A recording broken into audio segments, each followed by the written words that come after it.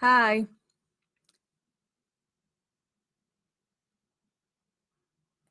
Um, so surprise, Jax West here. Um, I just got home.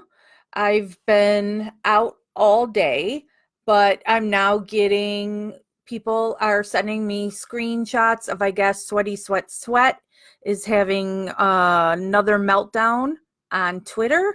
So, first of all, thank you to the people who are sending me the screenshots. And so I figured I'd come on live, even though I so want to go to sleep. I had to get up at 5 to go do some activist stuff, um, by running around all day. But so I look more horrible than usual right now because I'm so tired and sore. Um, but I figured I would pop on here and we can go over the sweat stuff together. So let me click on the messages I was sent. So now in this one, I was sent a whole bunch of screenshots, and they even said they weren't sure if these were going to be in the proper order. But we'll just read through them. And I have not read them at all, so I have no idea what they say. So me reading them will be the first time I've read it. So, all right, let me click on the first one. Okay. So it's Sweaty Sweat Sweat.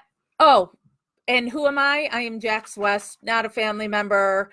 I run Stephen Avery Project, MAM Gossip, and now I have my new thing that's Justice with Jax.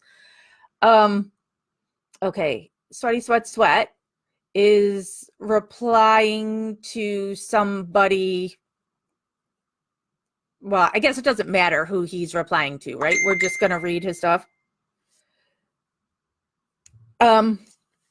Okay, so he says, what's the right thing? I thought I just turned the sound off of this. Sorry. Go off. Where's the freaking button? Haha, there it goes. What's the right thing? Ignore all of his admissions to rape, murder, and mutilation of a young woman. If that was your sister, would you want the judge to ignore what the defendant said? Maybe in favor of Kim Kardashian's wishes. Say it out loud. Is that your point? And then the next one is, okay, the lead prosecutor in both the Avery and Dassey trial has an opinion that doesn't matter, but Kim Kardashian's opinion should be listened to. Honestly, is that what you're saying? Sounds kind of silly, don't you think? Sorry, my throat is jacked up.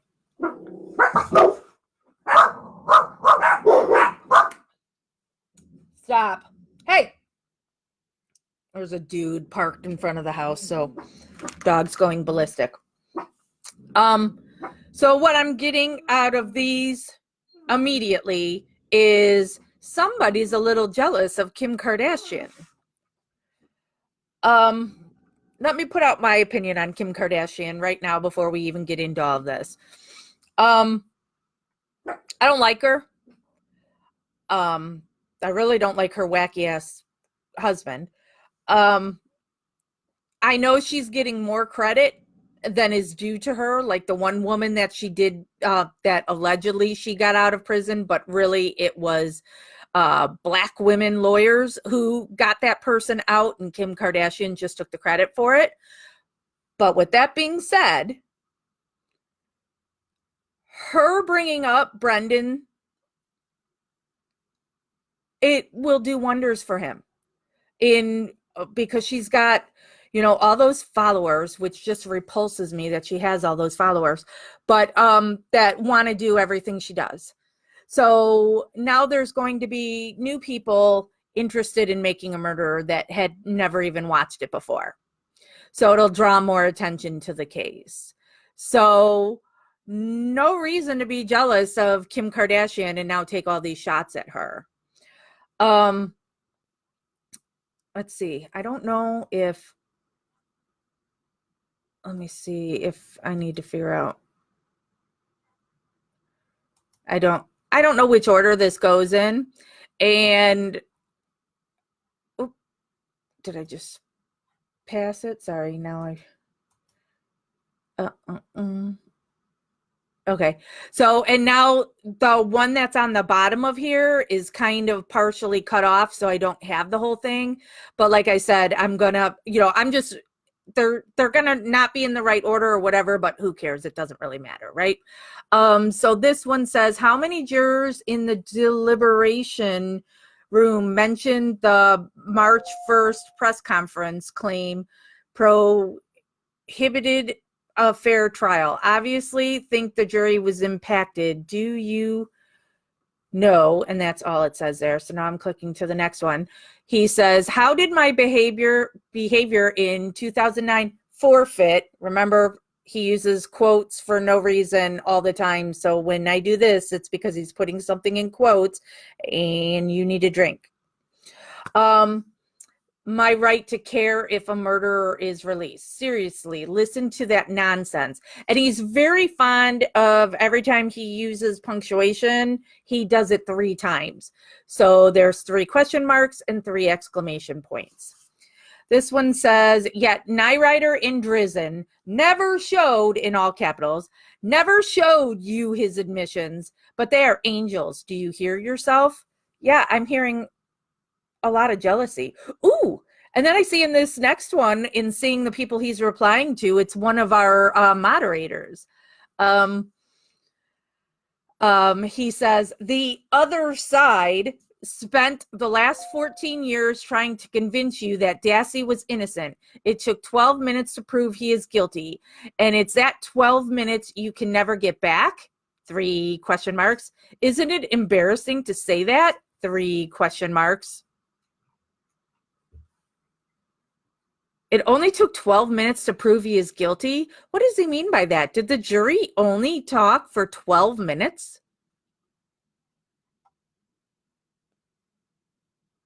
If that's true, they are horrible and those people should be ashamed of themselves. Next one. The law on confrontation of witnesses, as I'm sure you know, is a constitutional protection, prevents, all capitals, admitting a co-defendant's statement in a trial, meaning unless Dassey testified in the Avery trial. So my legal eagle, show me how this statement was admissible, or apologize.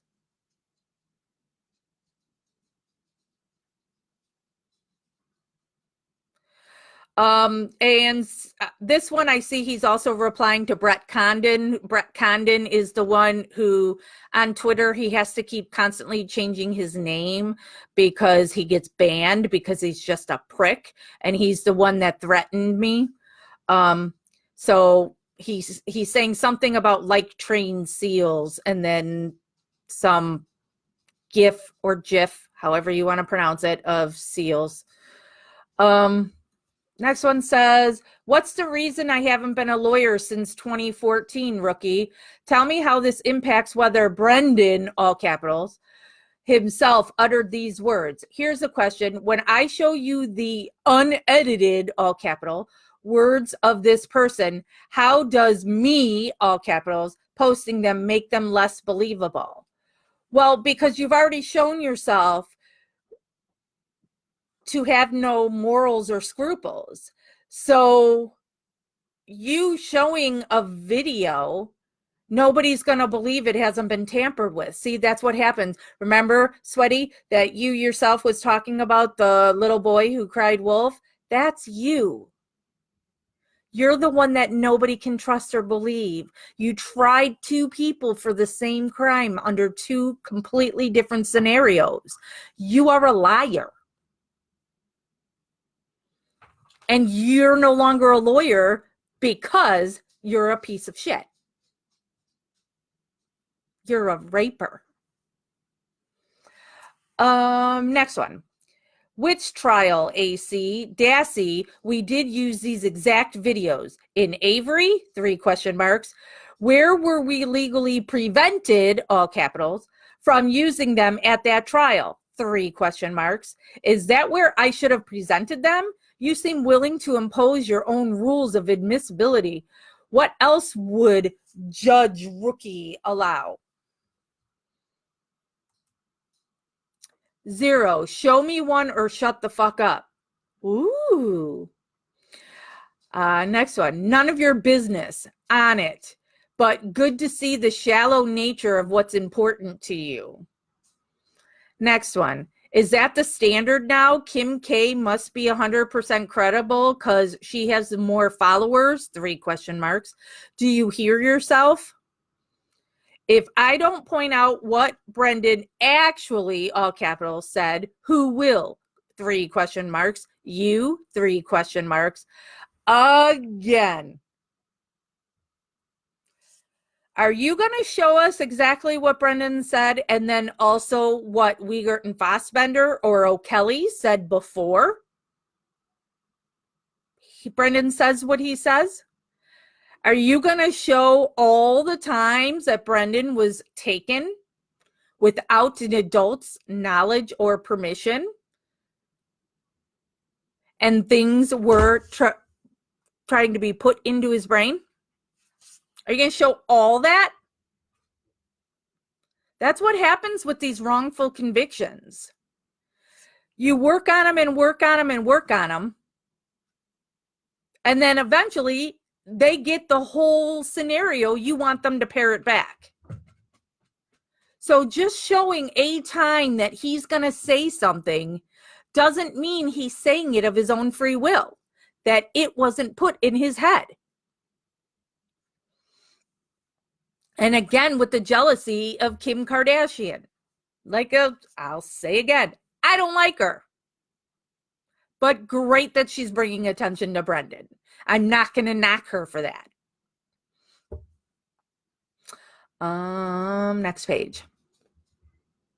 Oh, and here he's responding to one of our admins or moderators. The other side spent the last 14 years trying to convince you that Dassey was innocent. It took 12, wait, did I read that already? It took 12 minutes to prove he is guilty, and it's that 12 minutes you could never get back. Isn't it embarrassing to say that? And then the next one, any comment on the 5 clips where he said he did it? Come on, don't throw your common sense in the garbage just to stay on Team Brendan. Oh, I have a Team Brendan hoodie. Maybe I should get it. Next one says, how's that gone so far? Surely with such a pattern of misbehavior, someone other than Cruella, that's what he calls Catherine Zellner, Cruella, would claim prosecutorial misconduct. I'll wait. Next one. And you wanted to meet with me in person with that agenda? Not subtle. No. Next one. Bleach on the jeans he was wearing, 1031. I'll wait for your response. Prove he was wearing those on 1031. What day were those collected?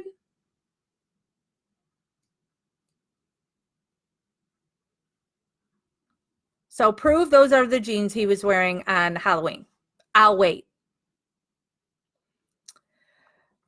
You can't make this stuff up. Read the responses. Whatever educational level or socioeconomic status, the responses are the same. It doesn't matter what you show, all capitals, me really happened on video. I know he's innocent.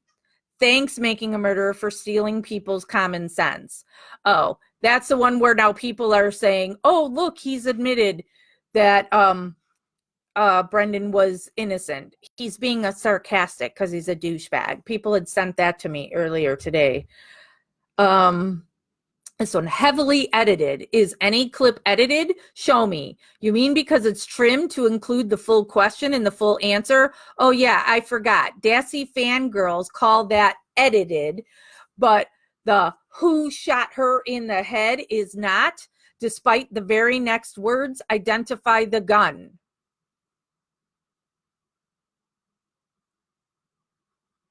Who shot her in the head is not edited. Okay. Next, what's the right thing? 3 question marks. Ignore all of his admissions to rape, murder, and mutilation of a young woman. If that was your sister, would you want the judge to ignore what the defendant, all capitals, said? Maybe in favor of Kim Kardashian's wishes? Say it out loud. Is that your point? Prove there was a rape. Prove there was a murder. Prove there was mutilation of a young woman. Prove it. Where's the DNA of a rape? You swabbed Stephen's groin. Where's the proof of a rape? Oh, wait. Oh, I know where there's a proof of a rape. You're a raper. You like to take women who are victims, battered women in need of legal representation, or their significant other does, and you force them to have sex with you. There's admission of rape. Next one, waiting. I'm sure you don't want to discuss Brendan telling cops you should find Teresa's bones moved by Avery in the quarry. But when Madam Chapstick found bones deposited in amounts consistent with being dumped by a 5-gallon pail, you, Susie, and others think that's awesome? Madam Chapstick.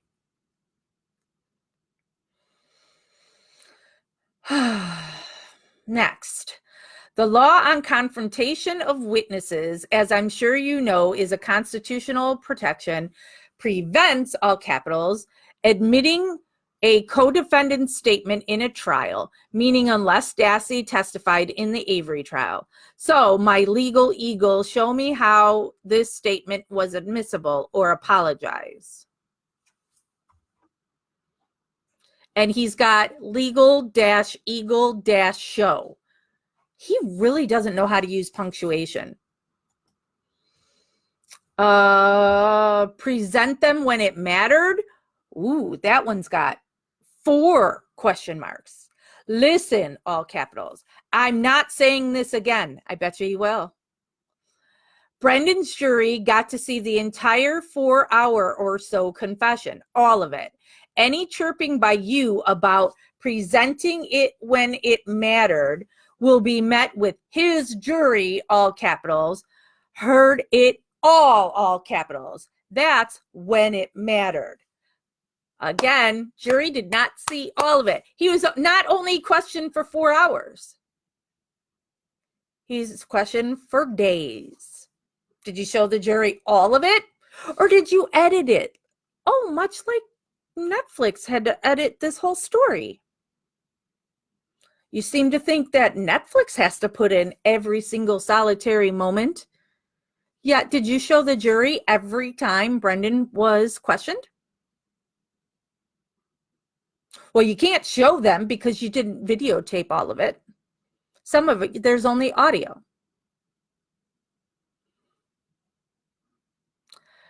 Don't know why he mentioned Dan Quayle here. He's responding to Brett Condon here, and it just says Dan Quayle. Next one says, turned out to be shit, 3 question marks. My 14 years of scrutiny and appeals tell me how we've done in court. I'm sure you have some points to the board. There's a thing here blocking the word, so I'm not sure what it says. To prove your Kratz has been proven mistaken narrative. I read that one already. All right. It's not, all capitals, about Brendan's guilt or innocence. When Nyrider says it's actual innocence that justifies his release, you under that, right? Under that, one word, right?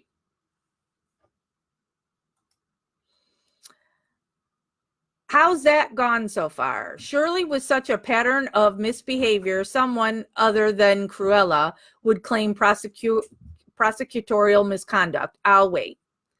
Next one says, scandal after scandal. Okay, I'll bite. List them. Next one. Bleach on his jeans? 3 question marks. I'll wait for your response. Did he plant the bleach on his jeans? 3 question marks.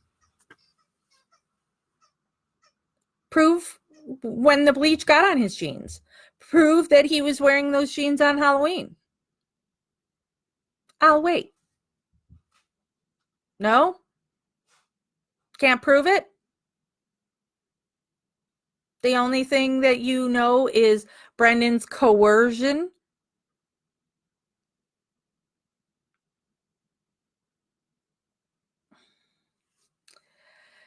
And the next one, he again says, bleach on his jeans. Your response? 3 question marks. Okay, we read that already. Read that one already. There's the Dan Quayle again. Read that one already.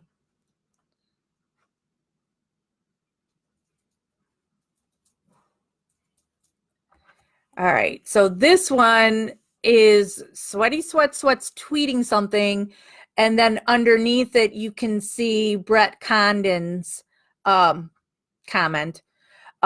It says, Sweaty Sweat says, you can't make this stuff up. Read the responses. Whatever educational level or socioeconomic status, the responses are the same. It doesn't matter what you show, all capitals, me really happened on video. I know he's innocent, thanks. Hashtag making a murderer for stealing people's common sense. And Brett says, what gives you the insane idea that I was referring to personally? I'm referring to people looking to shut down what Ken put out because they're afraid that open-minded people might see it.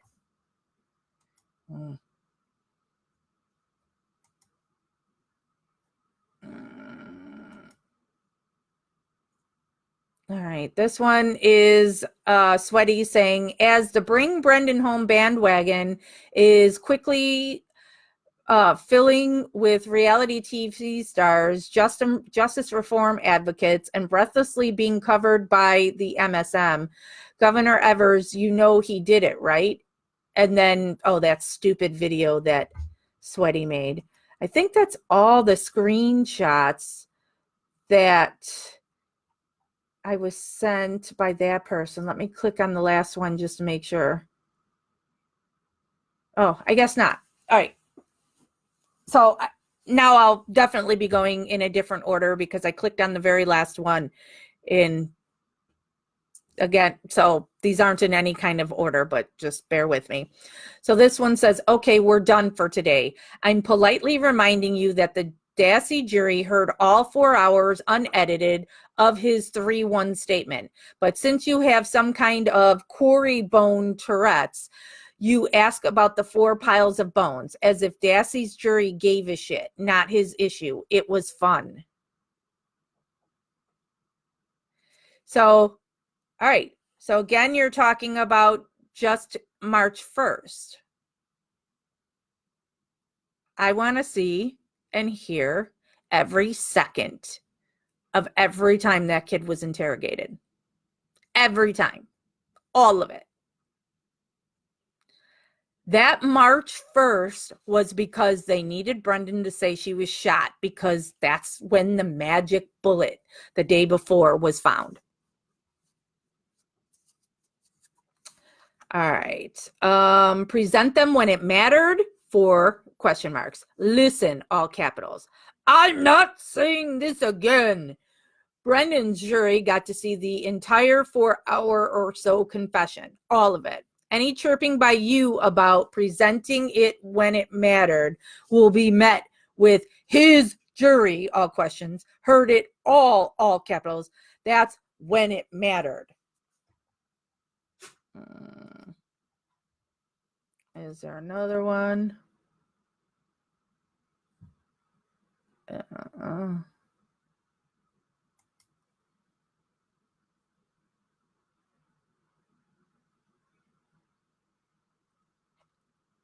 All right, I don't think I've read this one. And it's hard too, because he pretty much says the same things multiple times, but it's changed just a little, so it's hard for me to know for sure. But this one, he says, which trial, AC? Dassey, we did use these exact videos. In Avery, 3 question marks, when we were legally prevented, all capitals, from using them at that trial, 3 question marks. Is that where I should have presented them? You seem willing to impose your own rules of admissibility. What else would Judge Rookie allow? And the next one is, I can't resist, Andy. When I think of credibility and believability, I think Kim Kardashian. Okay, you get props for humor on this point, but don't get too enamored with yourself.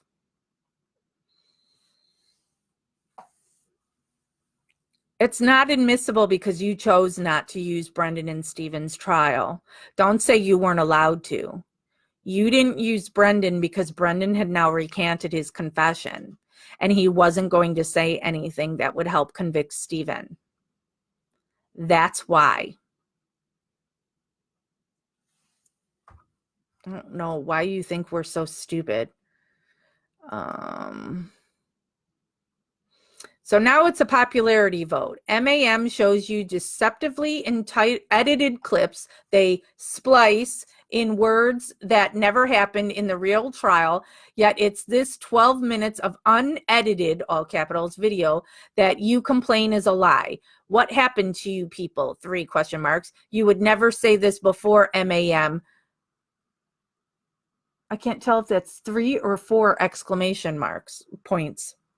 I really can't wait till I get my glasses next week.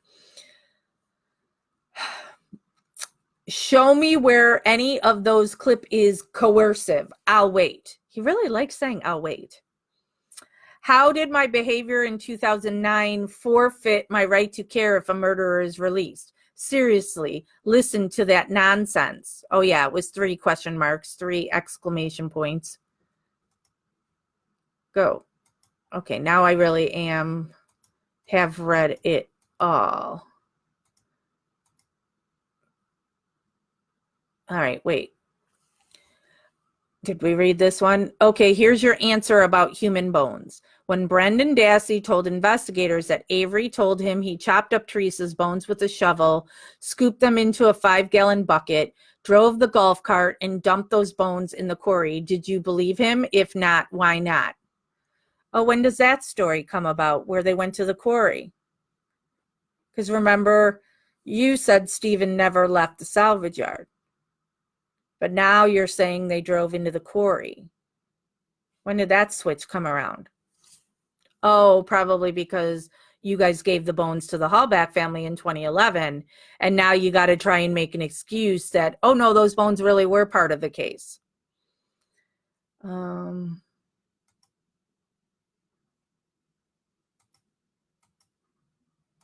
right. Okay, I think we've read it all. Let me go into gossip, because I think somebody posted some Kratz stuff. And I'll see if anything here with this Kratzing is different. All right, so here's that exact one that I just read about the golf cart. And then this one says, oh my God, there's a really little. Fassbender, did he take some of her body out of that fire pit? Brendan nods yes. Yeah. Fassbender, he did. How? Tell me how he did that. Brendan, like when the bones were left behind, he would like try to take the shovel and try to break the bones apart, and he would bury them like right in front of the fire almost. Wiegert, what do you mean he'd bury them right by the fire? Brendan, like he dug a hole and he'd put the bones in there and he buried it. Wiegert, where in relation to the fire? Brendan, like 2-3 feet away. Wiegert, which way from the fire? Brendan, like towards the garage. Whoops. All right. Is there anything on here? That's Kratz. Okay. now I'll go to your comments for right now, since I'm done reading the Kratz stuff that I was sent. Leslie saying, I agree with everything you said about Kim Kardashian. Natasha said, finally caught you. Is this on Twitter? Yeah, these are tweets. Sweaty seems to only do stuff really on Twitter. Carolina says, Carolina or Carolina? Yeah, but he deletes his tweets most of the time, so you may not see them now. Ah, okay. And then she says, I have it just for this kind of thing, but it's hard to follow a thread sometimes. Facebook is easier. I don't like Twitter. I also ramble way too long to have to make something that thing. So I don't go on Twitter. I don't know how to use it. I don't know how to use Facebook either, for that matter. Natasha says, why is he even posting shit? Why is he even involved? He needs to crawl back under his rock where he belongs. Here. But, all these people trying to, get their 15 minutes off of Brendan and Steven. Carolina says, he contradicts himself and exposes himself. I'm just waiting for that one tweet that finally buries him. I really want him in Kathleen to go up against each other. Mock trial can't be a real one since he can't be a practicing lawyer anymore. I would love to see her mop the floor with him. Andrea says, if it was my sister, I'd have reasonable doubts about their guilt and would want to find the real person or persons responsible. I feel the same way. I would need to know. Deborah says, Kratz reminds me of the creepy guy out of Jurassic Park movie. Hello, Cindy. Jolene says, he's not wise, totally trying to sell books. No one wants his book. Edit, LOL. Yeah. The book was an epic failure. And now he lied because he and the daughter-sister wife had been promoting it of these 2 new chapters where he says Brendan should be out. But he was just using creative wording. And what he actually meant by that is Brendan should have taken his 15-year deal and then he'd be getting out sooner because of that. No, he shouldn't take the deal. Or shouldn't have. He shouldn't have been on trial. There's nothing on that kid. Debbie says, I love the way you read this, Jax. You made a shitty book funny. He could sell the book if he was in video of you. Well, I wish I could sell books because let me tell you right now, I'm involved in the Marnie Yang case. And so Tammy, who runs she's the founder of the Words Matter Publishing and the WMP Justice Review. And she's the one that's been working so hard on Marnie's case for the last 3 years. Unknown caller. Waterman.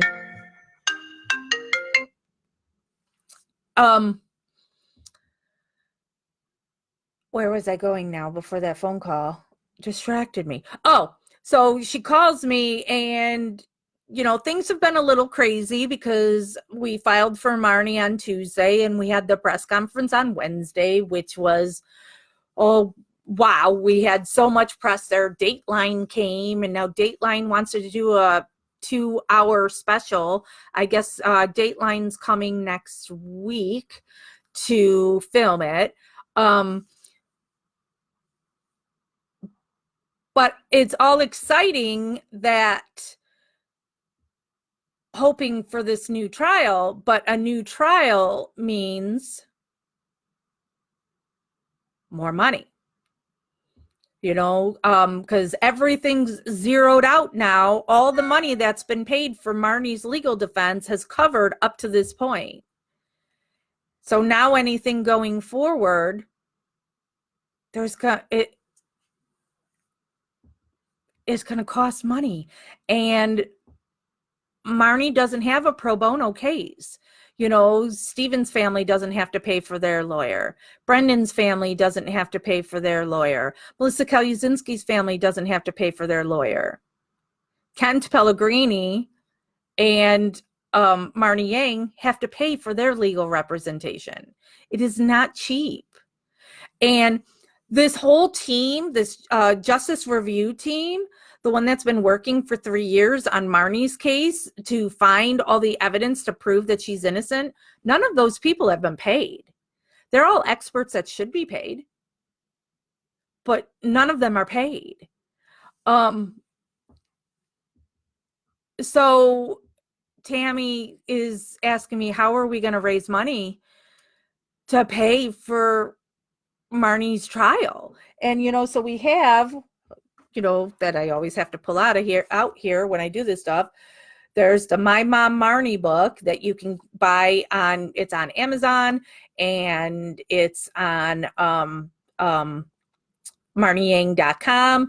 And I did the thing of anybody who pays the $10 to get in that CI group will go in a drawing to win an autographed book. So like when I was at the press conference the other day, I had all 3 kids. I've got 3 books that I had all 3 kids sign, and they also wrote a message to supporters. And it's like only 5 sold, you know, so I can't sell a book. You know, is how do we make this money for Marnie to pay for her lawyer? You know, so I'm like, so now do I have to do these 2 books? The Wrecking Crew that I have signed by John Farrick, and the what is this called? Illusion of Justice by Buting that I have signed. Do I need to try and do a raffle of that to make some money to pay for Marnie's lawyers? You know, but I know if I was to post this on Steven Avery Project, and if it's then the money is going for Marnie Yang, people would flip. Why isn't this money going to Steven? And it would be because Steven's got a lawyer that he doesn't have to worry about paying for. There's Marnie's dad at one time had money. It's now gone into Marnie's case. He's an elderly man, and he was retired and has had to go back to work to help pay the bills. And then poor Marnie, she thinks she has stuff in storage that she has told me before for me to go into her storage and go sell stuff to try and help pay her legal fees. They've done that already. She doesn't know, you know. So I just put out a call today too of, does anybody know a professional fundraiser that can organize ways to try and raise money? Like, okay, so this book, My Mom Marnie, if we sold 1 million copies of this would pay for Marnie's defense, and it would have trust funds for those kids to help the kids out. You know, and so that's something that Tammy said too. Steven Avery Project, 205,000 people. You know, if everybody just gave $5,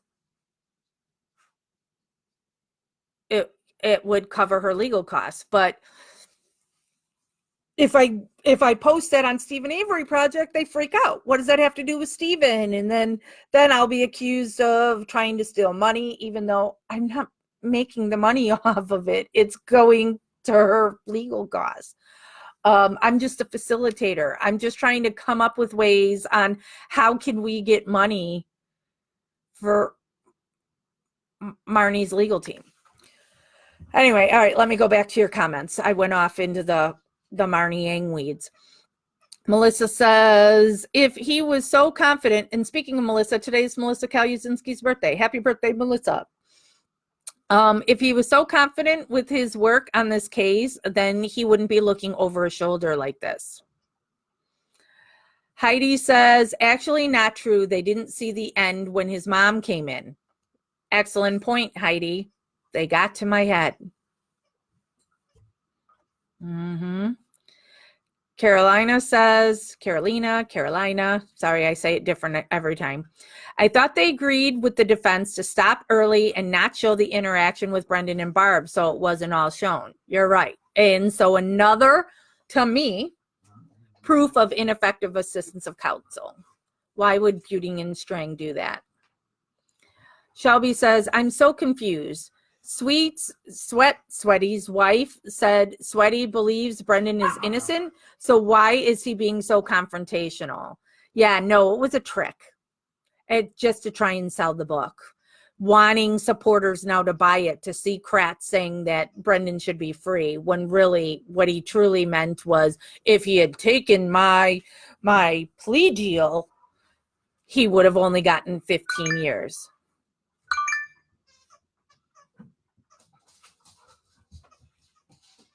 Oh, sorry.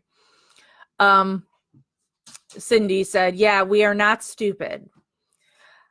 Tina says, he needs to pull his brain out of his ass, all capitals, which I have to say, Kratz. Tiffany says, but none of them wanted to participate in making a murder, so why do they want to complain now? Right? That drives me crazy. Now I'm going to clap. Drives me crazy. The documentarians asked for everybody to be a part of this. They chose not to.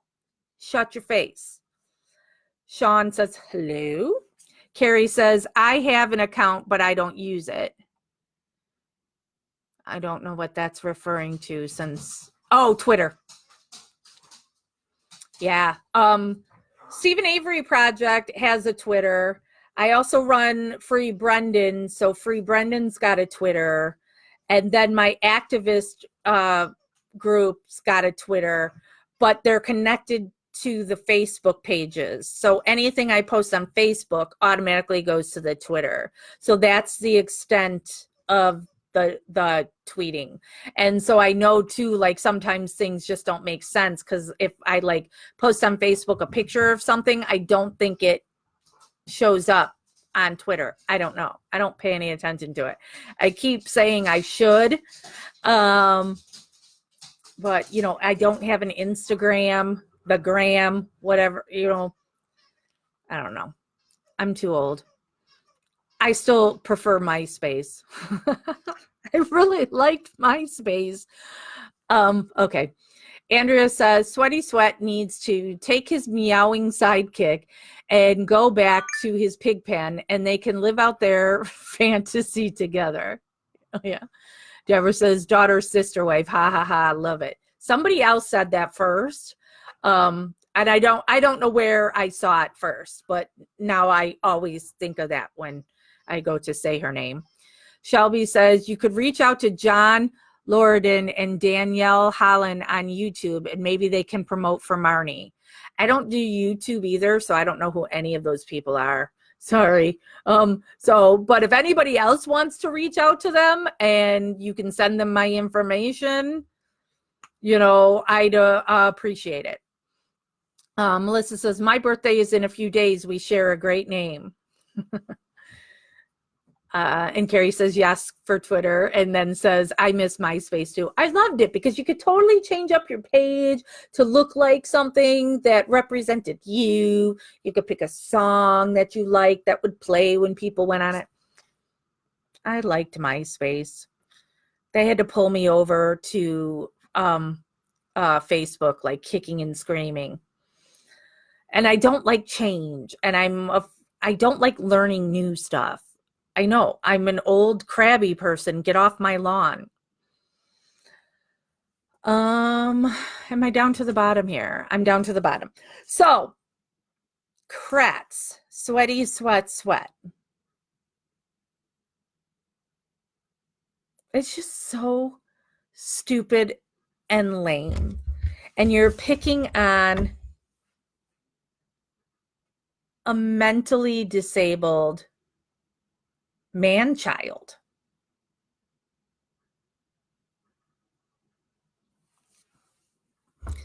Brendan's confession was coerced. I don't care if you can show me video of when Brendan seemingly says something without prompting. he'd been worked on and worked on and worked on. So it's finally getting to the point by, I mean, what number of time was March 1st? 5 times that he'd already been questioned. You know, so he was finally getting the narrative down on what you want me to say. And he thought he was going back to class.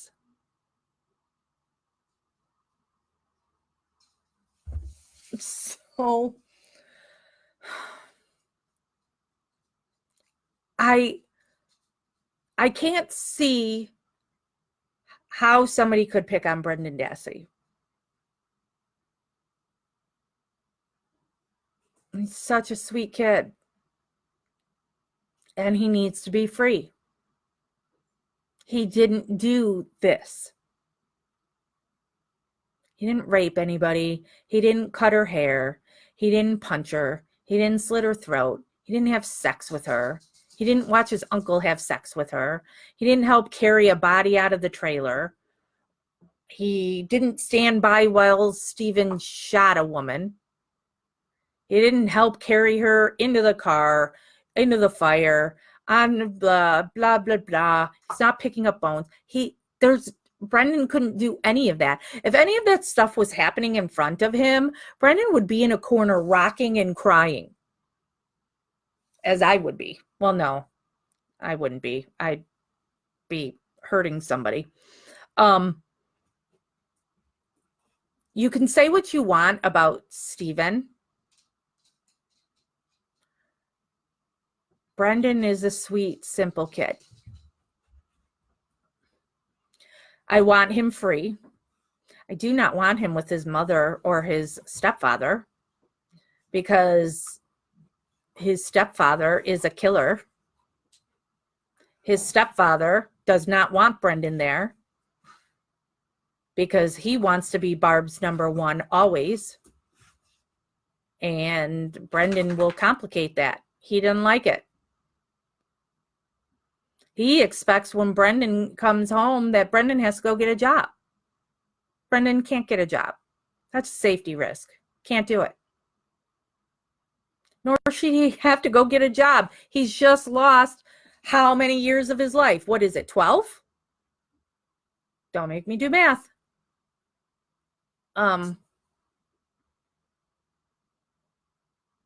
So he needs time to just be free, not get a job.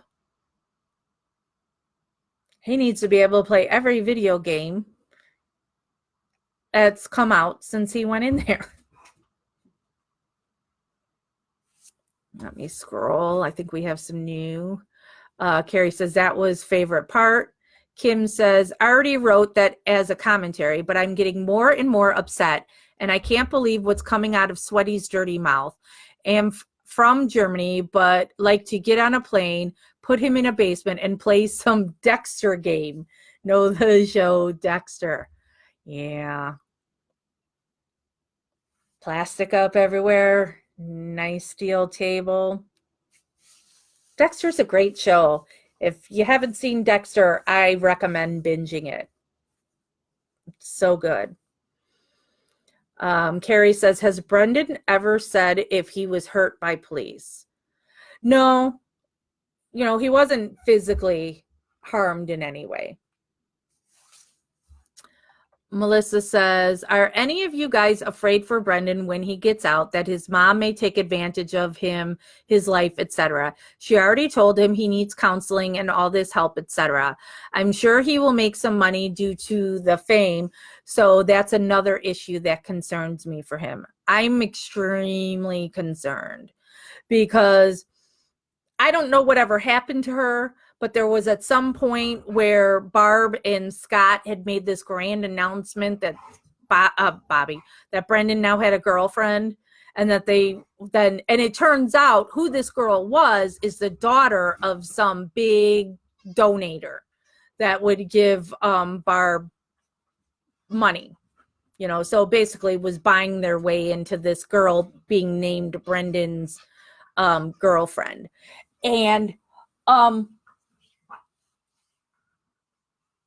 don't take this the wrong way, but your average girl is not the right girl for Brendan because of his mental ability. You know, the average woman, that's not truly a life partner. That girl is also just doing it for whatever reason. So they and Brendan, wants to have a girlfriend and is excited about, that prospect. But it's like the highest bidder gets to be his girlfriend. Yeah, but then you've got the whole issue of what does Barb know and when did she know it? So Barb could be a reason why Brendan is in there. So and then the people that Barb surrounds her with, the people who call themselves Brendanites, I'm sorry, again, I'm going to sound horrible. When I was a moderator for Brendan's group, back when I was friends with Barb, those people creeped the shit out of me. Because Brendan has the mentality of like a 12-year-old.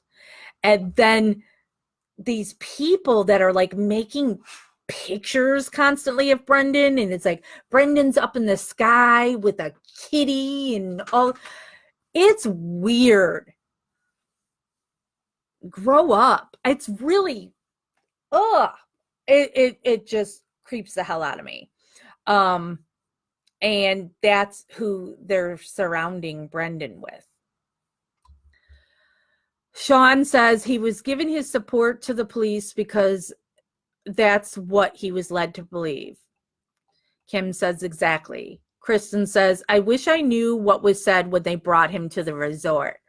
Well, and the thing with the resort too is Barb was looking at that as we got a night in a resort, a free night in a resort. So, and I believe Blaine stayed there too. So that was just stupid.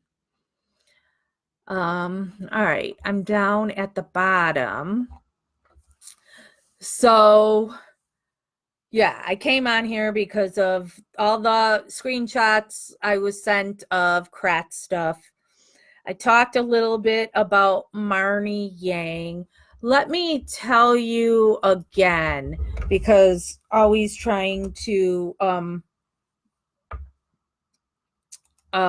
help make money for Marnie. So on Facebook, there is a thing called the WMP Citizen Investigators. But in order to get in there, you have to go to marnieyang.com. You have to go into the CI group, and then you have to go to join. Here's the link for that. You have to pay $10. Hold on, I have to take this. I'm on a live right now. What's up? Where are you going to work? What are you calling about? Oh, I couldn't understand you. No, I didn't get served. I got stuff from lawyers saying, since I'm now blah, blah, blah, so wanting to be my lawyer. So I haven't been served. Yeah, so I don't know. But all right, we'll talk later. All right, bye. Okay. So you have to go there. I don't know if that's going to be clickable or not. And then once you've paid your $10, oops, that's a regular search, not here. WMP Citizen Investigators Group. I'm trying to get it to come onto this other page. Then, but you have to pay the $10 first. Then you can apply to get into the CI group. And in the CI group is where we are posting the filings, the crime scene pictures, the audio. I posted pictures from when I visited Marnie last week in there. I also posted pictures of me with Marnie's daughter. And so that's stuff that's only in that CI group because we're trying to make the $10, it's something that you're getting stuff that you can't get anywhere else. And this $10 is going to go towards Marnie's legal fees. So instead of it being here's a GoFundMe, please give to us, to give this money to Marnie, you're going to get in this exclusive group to see all this stuff. We're going to be doing lives in there with Marnie. We're going to do lives with her family and with her lawyer and her experts and all that stuff. So, so if you got $10, go do that and it will help pay for her lawyer. Let me go into the more comments. Melissa says, I believe Barb knows the truth as we speak. Not sure when she learned it, however. Barb frightens me. Creepy. Really creepy. Brendan isn't allowed any visitors or communications without Barb knowing. That's messed up. Yeah, so that's why, she holds Pete Dassey, Brendan's dad, he's in the palm of her hand. Because if she says that you can't visit Brendan, you can't visit Brendan. When Barb got upset with me and then you're not going to be allowed to talk to Brendan anymore, he was instructed that if I send him a letter that he can't open it. So I had sent him a letter and then he sent it back to me, not even read, because his mom told him he couldn't read my letters anymore.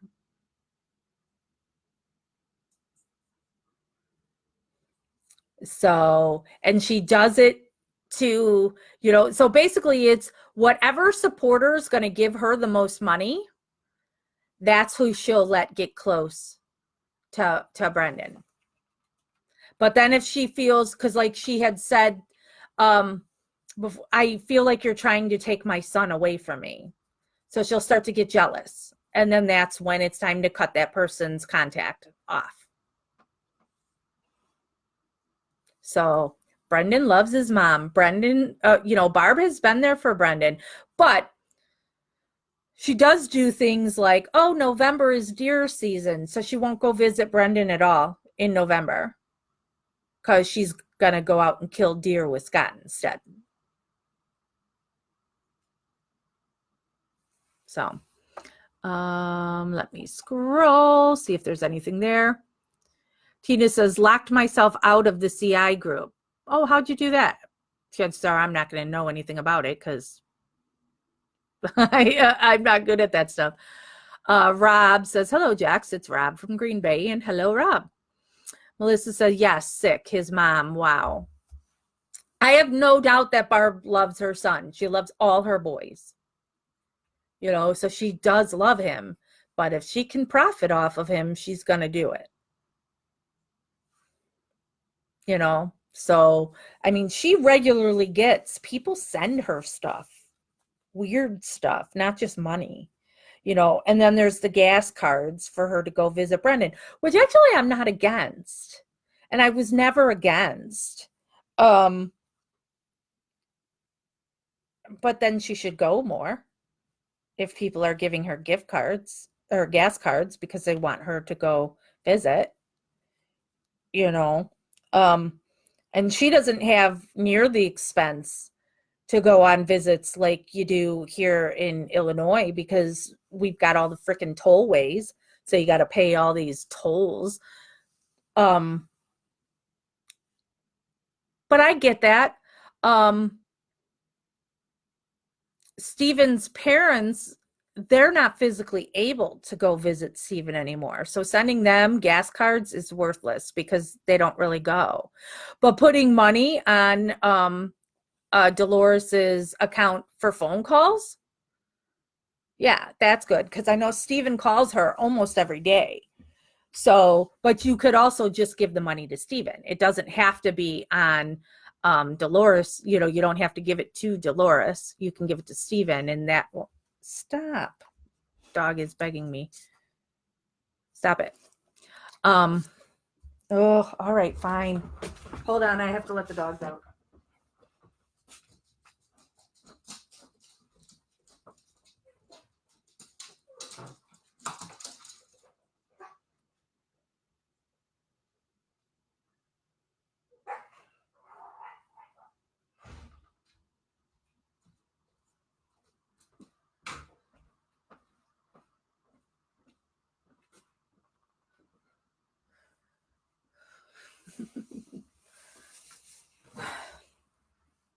All right.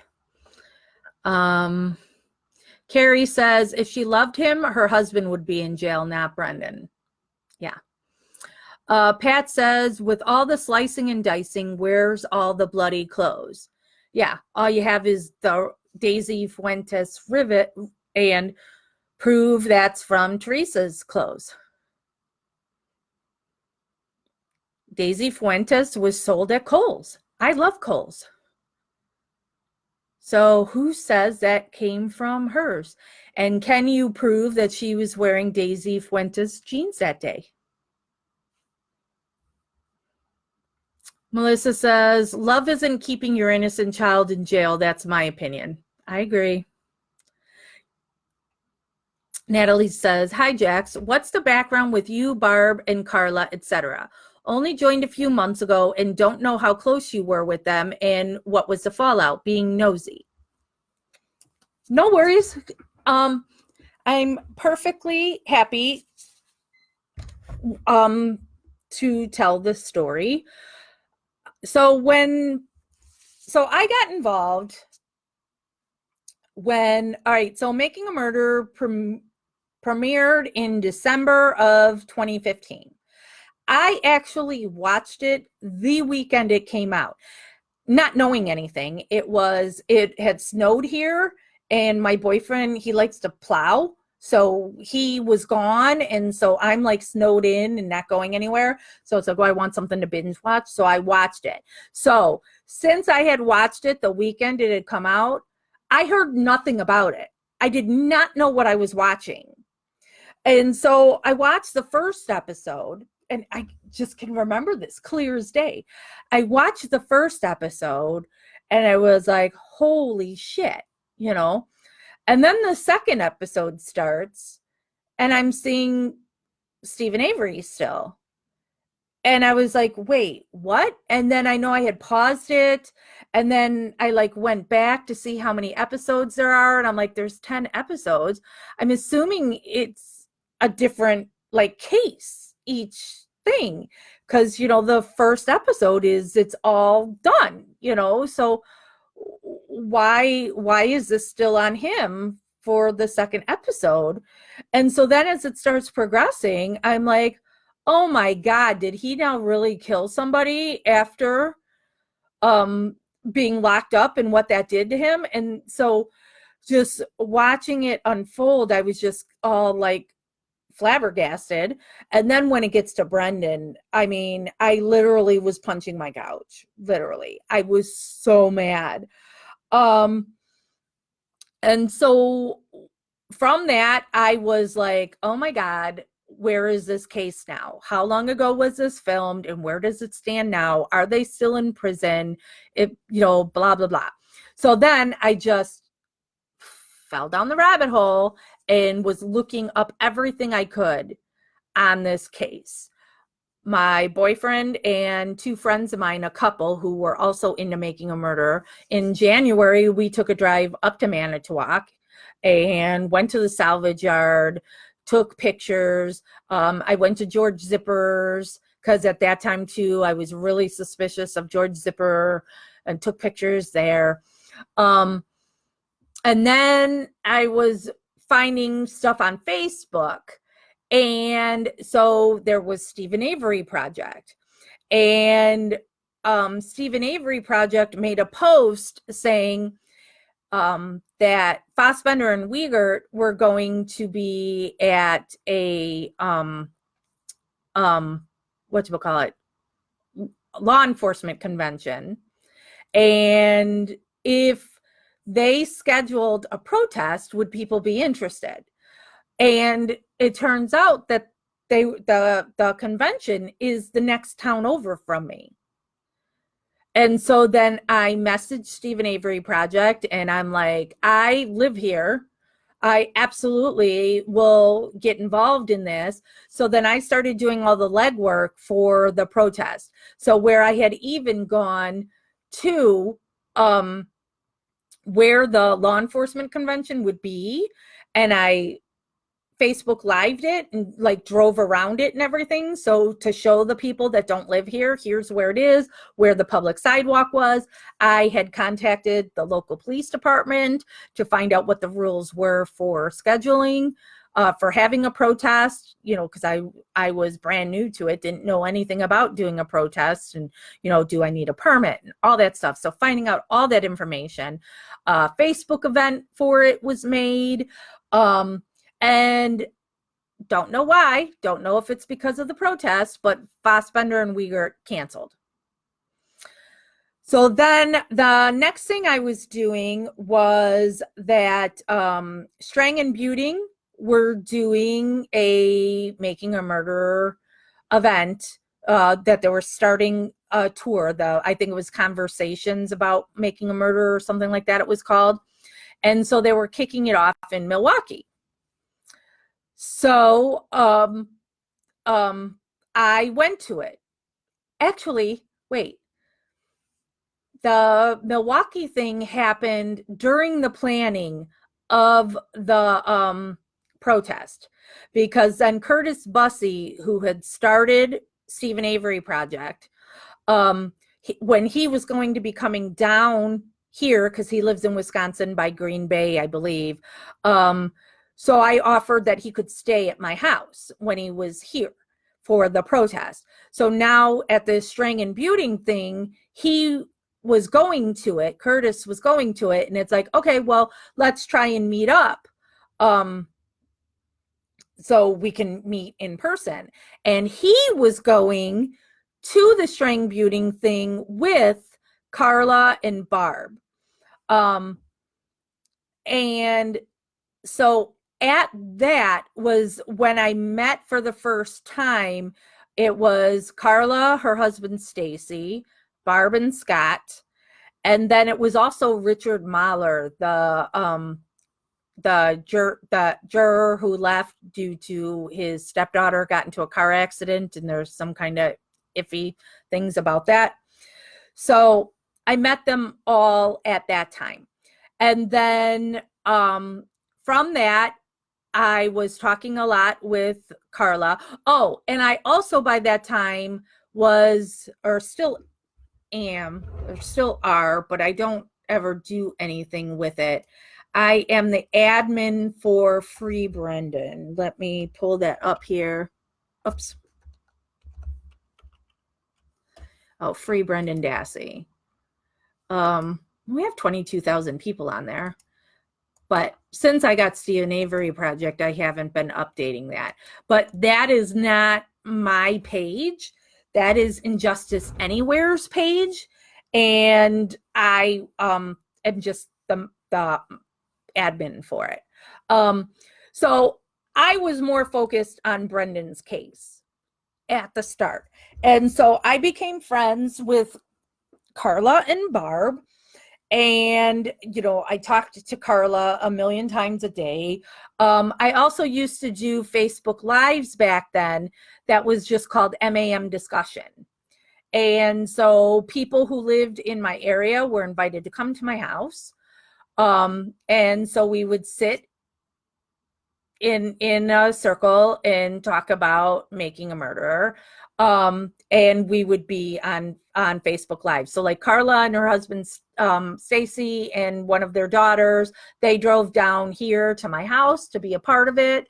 My boyfriend, Jeff, and Stacy got along famously, really liked each other. And so, but Carla and Barb at that time hated each other. they'll tolerate each other, but they really don't like each other. And it's really funny because Carla has told me a whole bunch of nasty stuff about Barb, and Barb has told me a whole bunch of nasty stuff about Carla. They really don't like each other. So my boyfriend owns a print shop, and so then they wanted to do shirts, and so we did these shirt sales with them. But then the family all wanted shirts, and so I had told them, I've had to post it a couple times, the screenshot of when I told Carla how much the shirts would cost. And I've never been paid for any of those. When I went to the string and buting thing in Milwaukee, I took notes and I wrote an article about it. Then when Brendan's lawyers did some event, I took notes on that and wrote an article on it. And from that, it was really very fascinating that Stephen Drizin reached out to me because there was something we had learned at that I had put in my article, and people were then saying to me, that's not true. I've never seen anything about that before. And so Drizin contacted me, and then he gave me the court document to back it up that had actually happened. So then the next thing that happened was Sweaty Sweat Sweat was going on his book tour, and his book tour was coming near me. So I scheduled a protest for that. And Drizin had contacted me on that and asked me if I was going inside. And I said, hell no, I'm not giving him my money. And he said, well, I would like it if you would go in and, as he said it, do what you do. So he wanted me to do an article. So I bought a ticket, the front row center, but that event ended up being canceled. So, and I had scheduled a protest for it, and that was canceled too. So we never had the protest for it. So then there was, the idea came up of doing a rally. And then it was, we're going to make it a worldwide rally, and that there would be rallies all over the place. I was the one that was like put in charge of a lot of stuff. And then, of course, I used my boyfriend for printing. He came up with the logo for it. And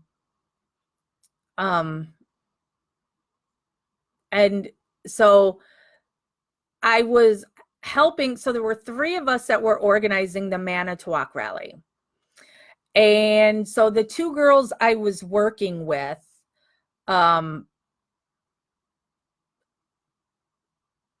the one girl just became a total psycho.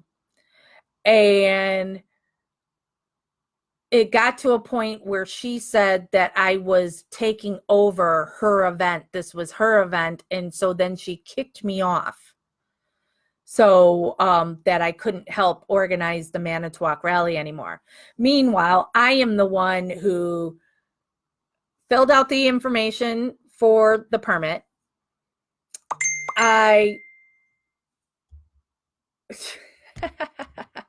thought I turned that off, but I guess I didn't. So I filled out the information for the permit.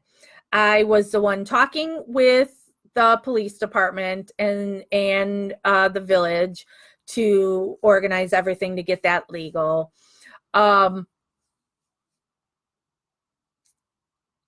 They then tried to screw me over, Manitowoc did, and wanted to charge me like $2,000 and wanted me to have $1 million insurance policy to do this event. And so, and I said to Manitowoc, I said, that's fine. I won't get a permit then, and we'll just stay on the sidewalk. And they said, you can't do that. And I said, yes, I can. It's a public sidewalk. And they said, no, you can't. That's our sidewalk. I said, you don't own the sidewalk. It is public property. And I have the right to peacefully protest wherever I would like. And they still said they nope, they're going to charge me. So I contacted the Wisconsin ACLU, and they took my case. And so then they contacted Manitowoc, and they immediately demanded all correspondence Manitowoc had. So any email, any inter-office, anything that even mentioned my name had to be turned over to the ACLU. The ACLU then negotiated to what I said the whole time is, yeah, we absolutely can be on the sidewalk, and there's nothing you can do to stop it. And I don't have to pay anything, and I don't have to have insurance. So I had done all this organizing for the rally part. And that one girl, she then had expanded this whole thing into, it was going to be a whole weekend, and we're going to camp out. And so then she had looked at campgrounds, and we'd be charged this much or whatever at a campground. And then it was, but really want to have it at Carla's house. And Carla wanted it because Carla's got land. So Carla really wanted it at her house, but her husband Stacy didn't want it there. And so then Carla wanted to manipulate Stacy. So she said, Jax, you ask Stacy, he really likes you, and I bet you can convince him. And so then I talked to Stacy and asked him if we could do the camp out there. And so he said they could only have the camp out there if Jeff and I were there, that we were like working security. And then Jeff made and printed out a waiver of, liability waiver. So everybody who was going to be on their property would have to sign it, so if something happens, people are going to do something to try and then sue them, thinking that money is going to come their way or whatever. Oh, and also before that time too is when I did the juvenile interrogation protection law, which Barb will always call it, the Barb petition, sign Barb's law for Brendan. That was actually my doing. And I worked with Injustice Anywhere to do that. So Injustice Anywhere is the one that wrote that whole petition. And what started with that too is some wackadoo had done a petition. Petitions for the most part are pointless and nobody pays attention to them. They're just stupid. And so this is a girl who lived in the UK, and so she did this petition. The petition was not done properly. It wasn't targeting the right people. And also the United States doesn't care what somebody outside of the country has to say or thinks we should do about our laws.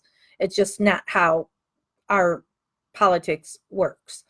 So we put together this juvenile interrogation protection law, where I then had a phone call with Laura Nyrider to discuss.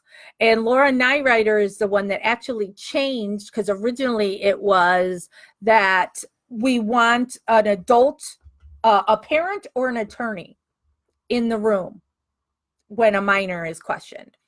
And it was Laura that said to me, no, it needs to be an attorney.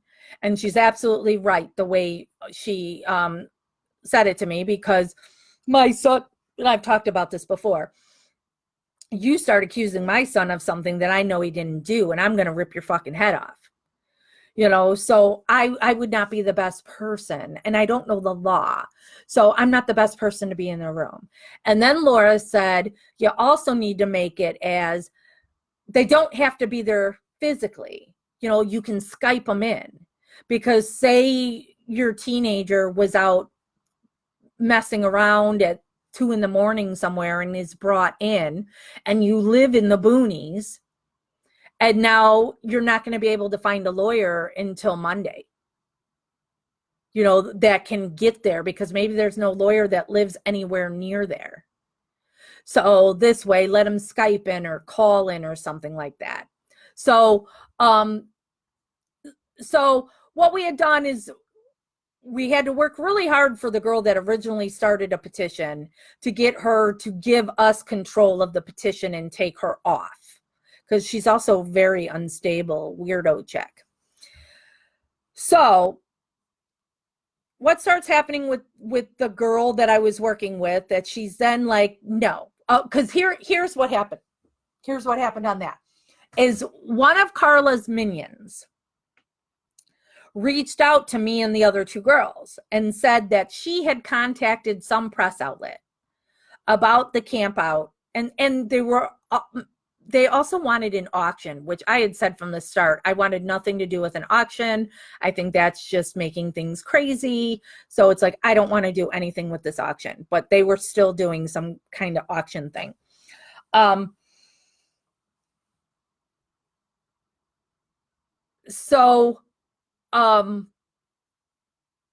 It gets to where the girl's like, you can't be a part of this anymore. This is my event.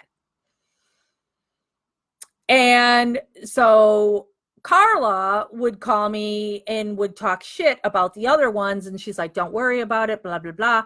And so then I was talking to her, and this was like 2 days before the rally, because I remember it clear as day that I was at Jeff's print shop making the stuff for the rally. People had ordered shirts, people wanted signs, people want, so all this different stuff that not necessarily had even paid for yet, that it was going to be, I'll bring this stuff up there at the rally and you can just pay me when I give you the stuff.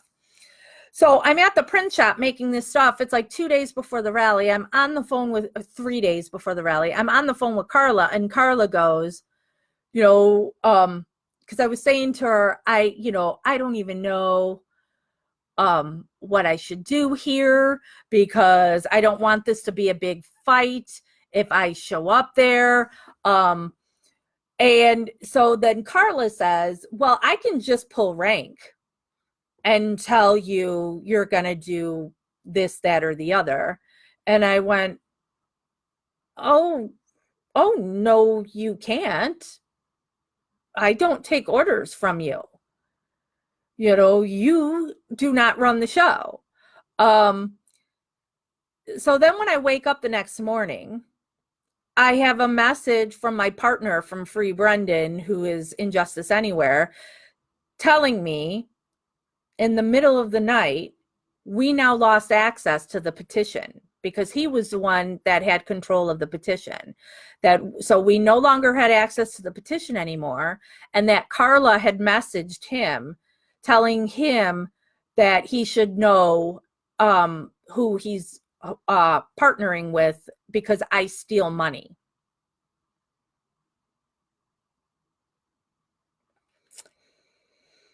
So then I called Carla livid and flipped the fuck out on her.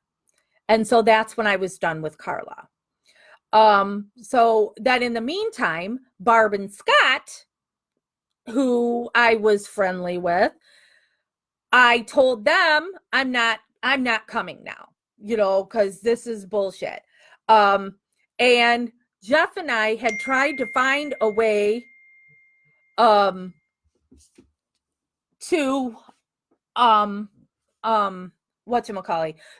deliver the stuff that for people. Could we like overnight it to Barb or something, because I didn't want people to be without their stuff, but then that was going to be too expensive. And so what we ended up doing is, the day of the rally, Jeff and I drove to Wisconsin. We didn't drive all the way to Manitowoc. We met another supporter who was traveling there. And so we met them and then gave him all the stuff. That guy had also ordered stuff from me, did not pay me. So even though Carla and the other girl that had been organizing this thing had been so shitty to me, we still delivered all of this stuff for people to have.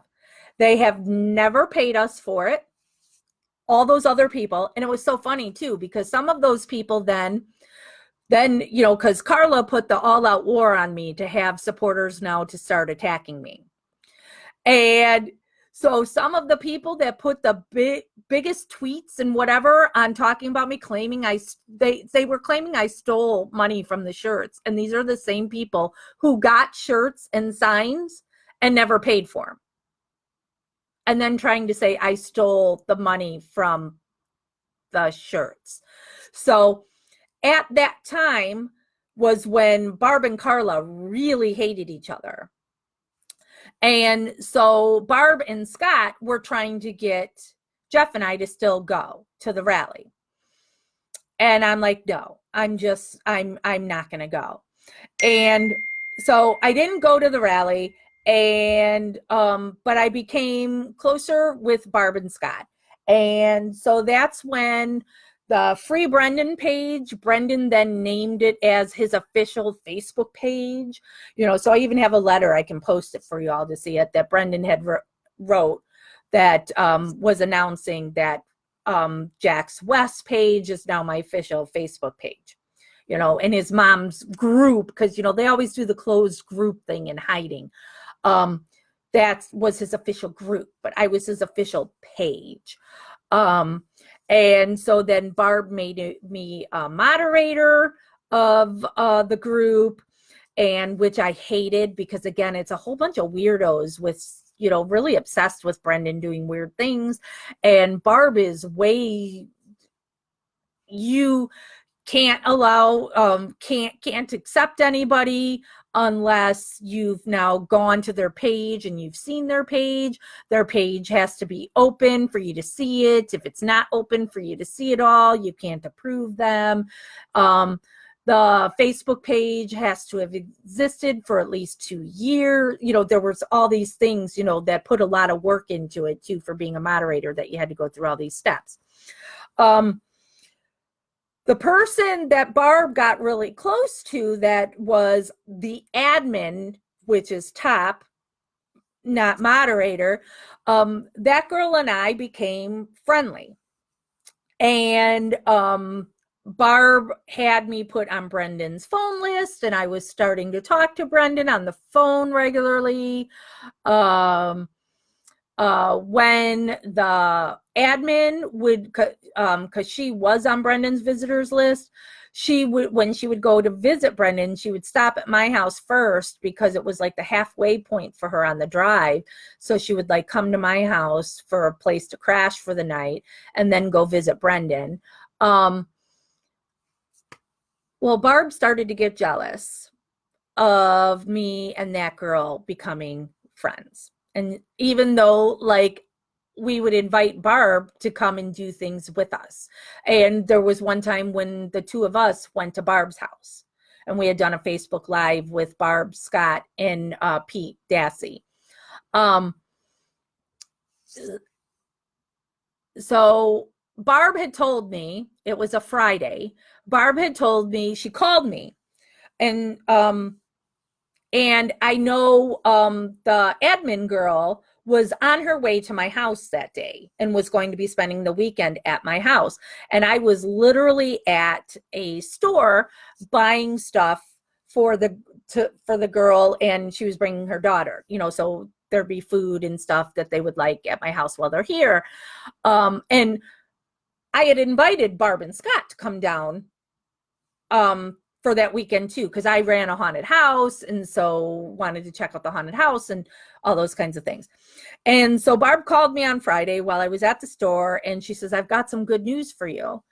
And I was like, "Oh, what's that?" And she says, "I've given Brendan my blessing to put you on his visitors list." And I was like, "Oh my God, that's awesome." So I was looking forward to that. And then by Monday,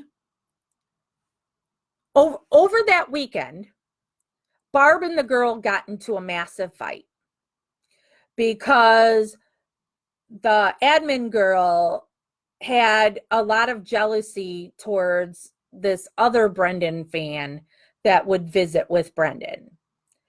And so she was going to be visiting Brendan this weekend, and the other girl had been there recently too. And inmates are only allowed X amount of visits, blah, blah, blah. So what the girl had said in our moderator group message, if that girl screws up my visit with Brendan, I'll cut her, is what she said. So she was only saying it to us moderators, blowing off steam. But somebody didn't like being the number 2, because I was like number 3 in the line of the moderators, so the other girl was the number 1. Number 2 didn't like being number 2. So then she went and told Barb that number 1 was threatening supporters and was threatening to kill supporters. And so then Barb and Scott confronted number 1, and it got ugly. And so then number 1 said, "That's it, I'm done. I'm and she took herself out of Brendan's group, and I remained on as a moderator. I figured this was going to be something that was going to blow over, because I had been on the phone, because now the girl that had been visiting Brendan was at Barb and Scott's house. So like I was on speakerphone with the 3 of them, trying to negotiate and get this all mended of number 1 really didn't mean it like that. She's really not going to kill the girl. It was just blah, blah, blah. So I was trying to mend their fences. So then next thing that happens is Barb gets jealous that number 1 is at my house and tells number 1 that they can only continue to have a relationship if she cut off all ties to me. And it's like, so I'd been the one trying to fix them, and now I'm like the problem. And so then the next thing I know is Scott removed me as a moderator from the group. I should pull that up too, because I had texted Scott about it, and I'm like, what the fuck? What did you just do here? And then he apologized and reinstated me, but then took me back down again, and he made some post saying, telling supporters not to trust me because I steal money. They again do the I steal money thing. So from that, eventually, Barb and Carla joined forces again. I don't know. And so then the next thing that happens is Curtis Bussey, who had started Stephen Avery Project, no longer wanted to do it because Carla and her minions were constantly attacking him. They were trying to mess with his marriage, because they were contacting his wife and doing, I'm not even going to get into all of that. And so they did break up. His wife at one point walked out on him, and they have a child, and she was pregnant with another. And so he just got to a point of, this isn't worth it anymore for me to do this, to be constantly attacked by that family. So he wanted Stephen Avery Project to continue. The moderators he had at that time were people that I knew and had talked with. And so they had told him the best person to take it over is me, which I had obviously dealt with Curtis before. Like I said, I had started organizing the protests on Fassbender and Wiegert that he had wanted to do. And then I met with him in person at the Strang Buting thing. And this is a thing that Carla and people try to use against me, is when you have a group like Stephen Avery Project, and at that time when Curtis left, there were 100,000 followers. We're now at 205,000. You get constant messages and such of things saying they're going to pay you a lot of money. We would like to buy your page and going to pay you, thousands and thousands of dollars for it. So Curtis, having a young child and another on the way, he wanted, if he could make money off of it, he wanted to make money. So he then asked for money for it. And I remember, I don't do math and numbers. I don't remember what he originally asked for. And then we countered and went back and forth. And I honestly don't remember what we ended up on. And he said his only rule, or the thing that he was asking for, is me never to say, to not tell people that I paid him. Because the way Carla and her people had attacked him and all this stuff, it would make it out like he was only ever in it for money. And he didn't want those accusations. And before Curtis ended it, he had one last visit with Stephen to let Stephen know that he was done and moving on, and that it was now, I was running Stephen Avery Project, and so now Stephen will need to reach out to me for all those kinds of things. And so on my very first call with Stephen, I told him I paid Curtis, because I felt, since it is, a page about Stephen, I wanted him to know. I have never wanted to hide the fact that I gave Curtis some money, because I don't care. But Curtis didn't want to be attacked for it, which I understand, because I'm telling you, they did horrible, nasty, nasty things to Curtis. And I don't even like Curtis. Okay. Curtis and I had issues. But for me, right is right and wrong is wrong, whether I like you or not. So what they did to him was bad. And so he didn't want to get attacked for it. Like, oh, see, he was only in it for money. And let me tell you, I did not pay him a lot of money. It was a couple $100. I want to say it was $400. I want to say it was 400, but don't hold me to it. I really honestly don't recall. And so that's something that Carla and her people, then Stephen told whoever that I paid for it. So they're like, haha, we got her. She paid for it. And they rip on me for it, which again, just go, how is that something negative for me? Because again, it's going, for people that constantly want to say I steal money, it's money going out, not coming in. So I paid a couple $100 to have a Stephen Avery support page. And I look, and they're like, and it's against, Carla will post this all the time, it's against Facebook's terms of service to pay for a Facebook page. So they try to make it out like I've broken the law. I look at it as I gave Curtis's family a Merry Christmas, because that's one of the things he said too. This was in December, and he wanted to be able to have a good Christmas with his wife and his young daughter and their son soon to be born.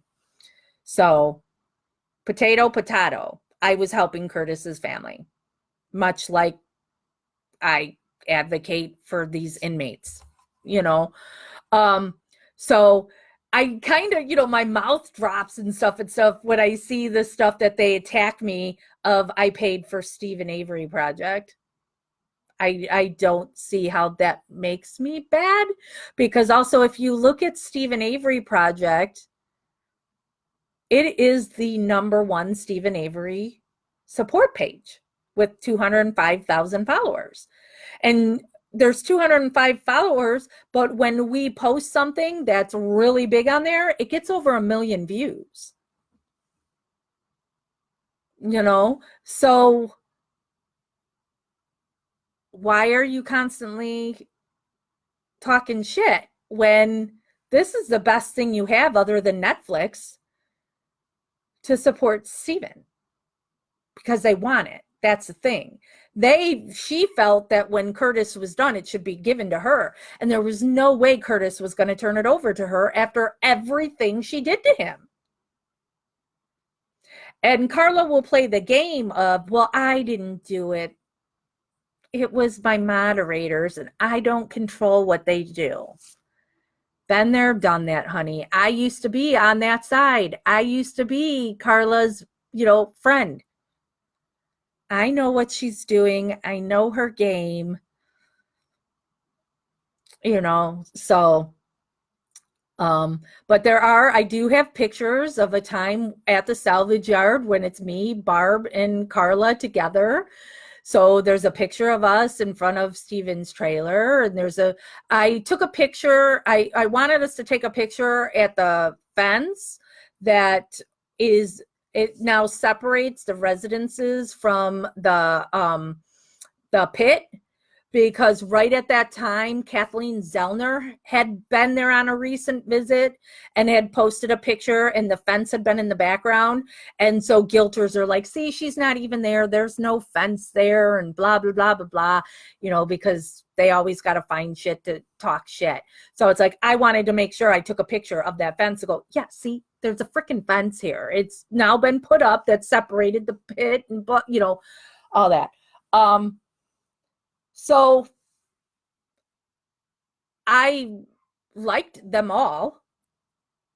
I liked Carla. I loved her daughters. Her son is a scumbag. But her daughters were super sweet. Really liked her daughters. Really liked her husband. Her husband, Stacy, and I have the same birthday, July 3rd. And so Stacy had wanted he and I to celebrate our birthdays together up in Crivets.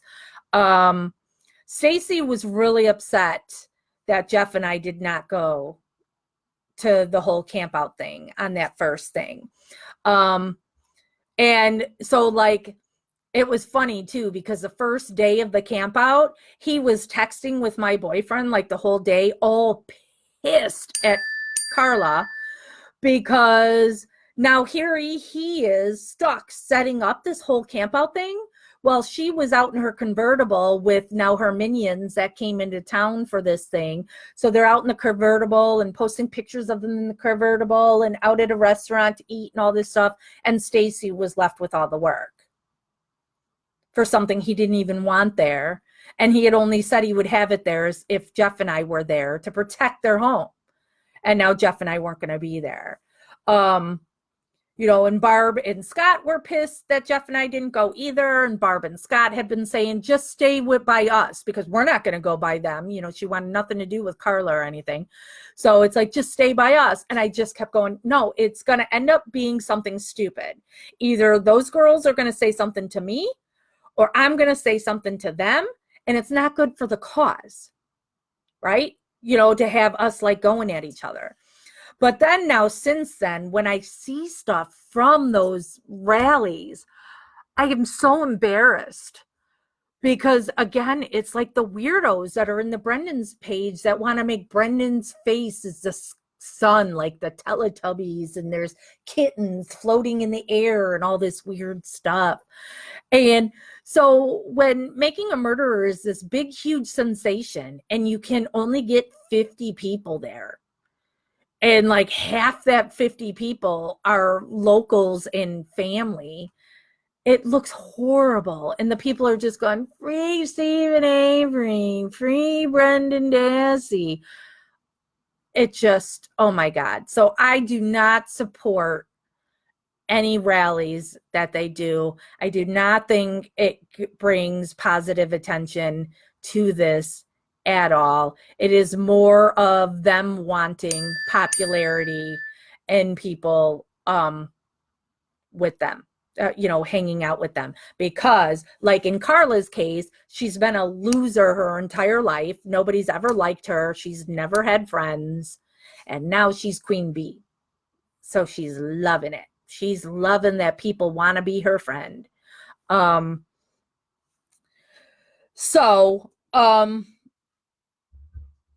I did go, because Steven likes to play everybody against each other. So like when I talk to Steven, he'll talk shit to me about Carla and Sandy and all the rest of them. And I know when Steven talks to them, he's talking shit about me. And then Steven will tell me the shit that they say about me to him. But then Steven will say he doesn't like drama, but he's like stirring it up. And so then the first time Steven stopped speaking to me is because Carla had convinced him I was a bad person or something. I can't even remember for sure what it was, but it was a way that Carla wormed her way back in and got me out. Oh no, and it wasn't just her. It was that basically a lawyer bitch, that Tracy, whatever her name is, and her BFF Angie. Because it turns out because all Steven did was stopped calling me. So I had no idea what happened. And I'm like, whatever, you know, I ran Steven Avery Project the way, whatever, the way I always did. And then 6 months later, Steven calls me out of the blue, laughing, "Hey, stranger." And I'm like, okay. And so now he's talking shit about Tracy and Angie to me and tells me that Sandy told him to remove them from his list. She said that those girls just use her and she doesn't like it, and that they used her just to get added onto Steven's visitors list. And once they got on the visitors list, they weren't now coming to play with her as much. And so she had a tantrum and wanted them removed. And so Steven removed them. And now since he was removing them, he now calls me. And then he's like, "And I'm going to put you on my list." And I was like, "Oh, okay. You know, whatever." So then Sandy included starts blaming me for why Tracy and Angie were removed from Steven's list. I literally had nothing to do with it, wasn't even speaking to him.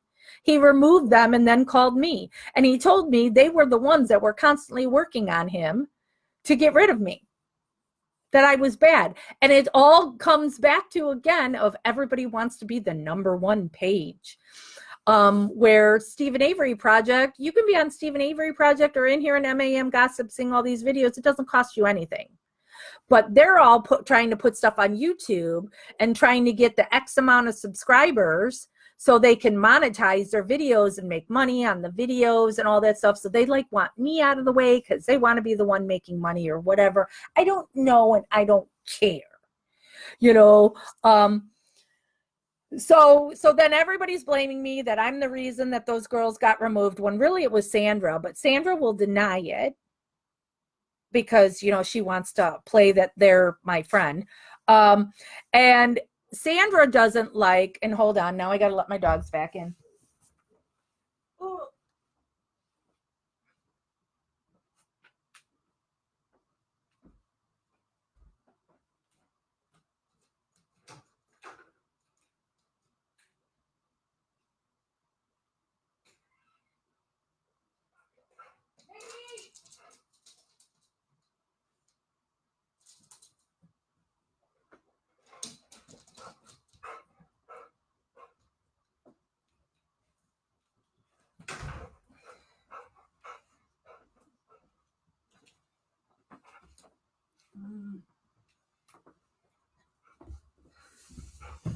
Okay, so Sandy always wants to make it out like her and Steven are going to be a couple. They are never, ever going to be a couple. And she doesn't like that I say that. They're never going to be a couple. She should be happy that she's his friend. Steven wants a wife and wants children. That woman is old enough to be Steven's mother. You're not, you know, he can't have kids with you. You're not going to be.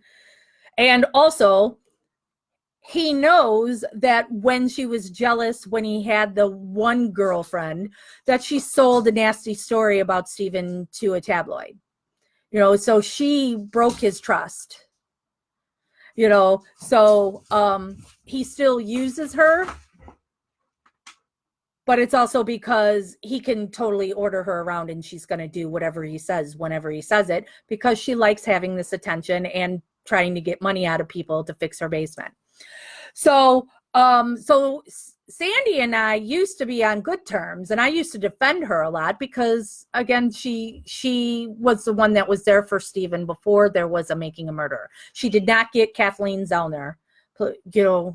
That's another thing she tries to take credit for. She did not get Kathleen Zellner. Stephen had been trying to get her and then told Sandy to call her, to contact her. So while Sandy might have done that part of it, it's because Stephen told her to do it. So please don't give her the praise of, oh, if it wasn't for her, he wouldn't have Kathleen. That was all Stephen's doing. So now when this whole, I'm going to tell the truth, or at least what Stephen told me. Maybe Stephen's lying to me. But Stephen said Sandy told him to remove them girls. So I'm going to put it out there. I had nothing to do with it. I wasn't speaking to him because of those girls. I didn't have anything to do with it. I could care less. I'm not the one that's going to try and make rules on Stephen like they do to him. So then when Stephen put me on his visitors list and I started visiting him, Carla and Sandy both put stuff out there in the public saying that if Stephen lets me visit, they're done with him and they will only support Brendan from here on out. Great supporters you are. I don't care who Stephen talks to or who he sees, what he does. It's not my business. I really don't care. I'm just here to support his innocence. That's it. So I visited with him a few times.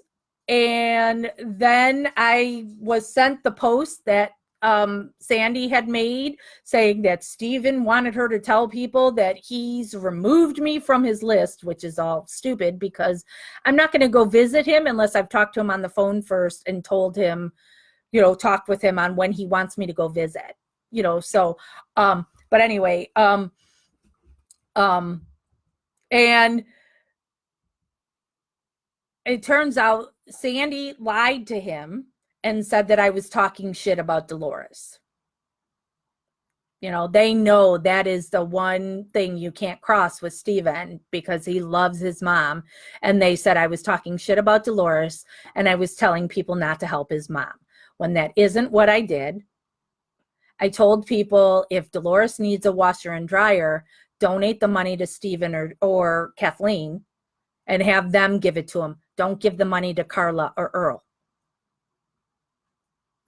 Stephen has told me many times he knows Carla and Earl are stealing money.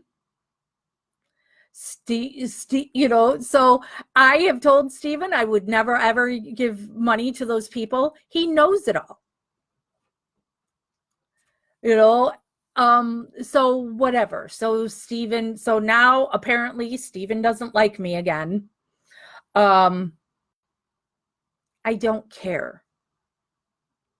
I really don't care. I say all the time that you all support Stephen and you don't talk to him. Why do you have to talk to Stephen to be able to support him? You don't have to. You don't have to personally know the person. And I'm right is right, wrong is wrong. I don't have to get along with Stephen to believe what's happened to him is wrong. Same thing for Brendan. I know that Barb has turned Brendan against me and that, they've told Brendan too that I steal money. It doesn't change the fact that that poor boy was manipulated and is innocent. So I will continue to support that. I don't have to like the family to say that Brendan and Stephen are innocent and want them free. So I think that's the bulk of my history there. I'm sure I've missed some things. Let me now scroll. Christina says, do Dolores and Alan have a good relationship with Brendan? No, they do not. They don't really speak to Brendan. So, Beverly says, I remember the very first time I saw or heard of Stephen Avery and Brendan. It was at my nail salon and it was in People magazine. I read the article and I said, no way did he do it. And I stand by that same initial thought when I read the article then, and especially after watching MAM. Yeah, I had never heard of it.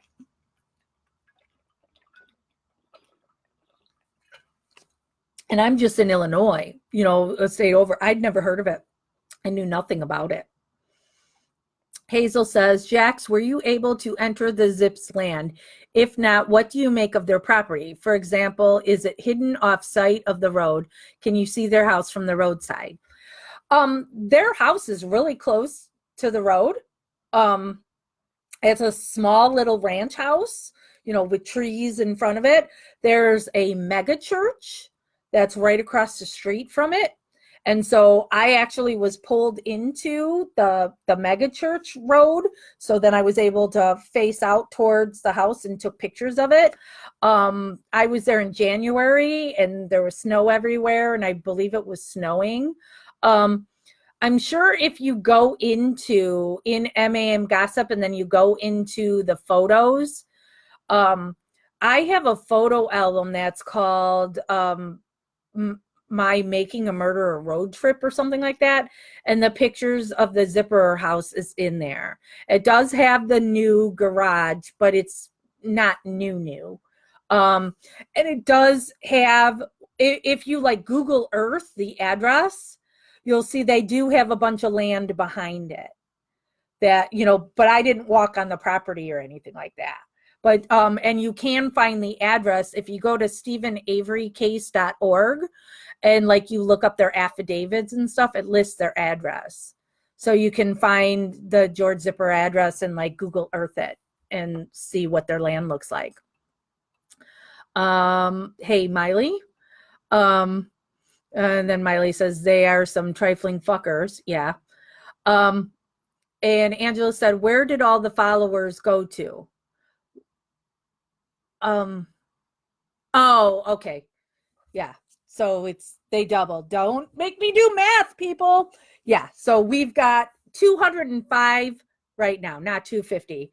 Because, oh Lord, because that's a thing too. Because Carla will be watching this, and then she'll go, oh, look, and she'll post a screenshot showing that we've got 205. And she said there was 250. I did not say there's 250. There is, as I'm clicking on it right now, 205,234 currently. We have added 692 new ones this week on Stephen Avery Project. Carrie said they are jealous of you. Absolutely. Angela said, I am so grateful for you, Jax, and constant dedication. How would we know anything without you? Well, I'm just going to give it to you straight on things.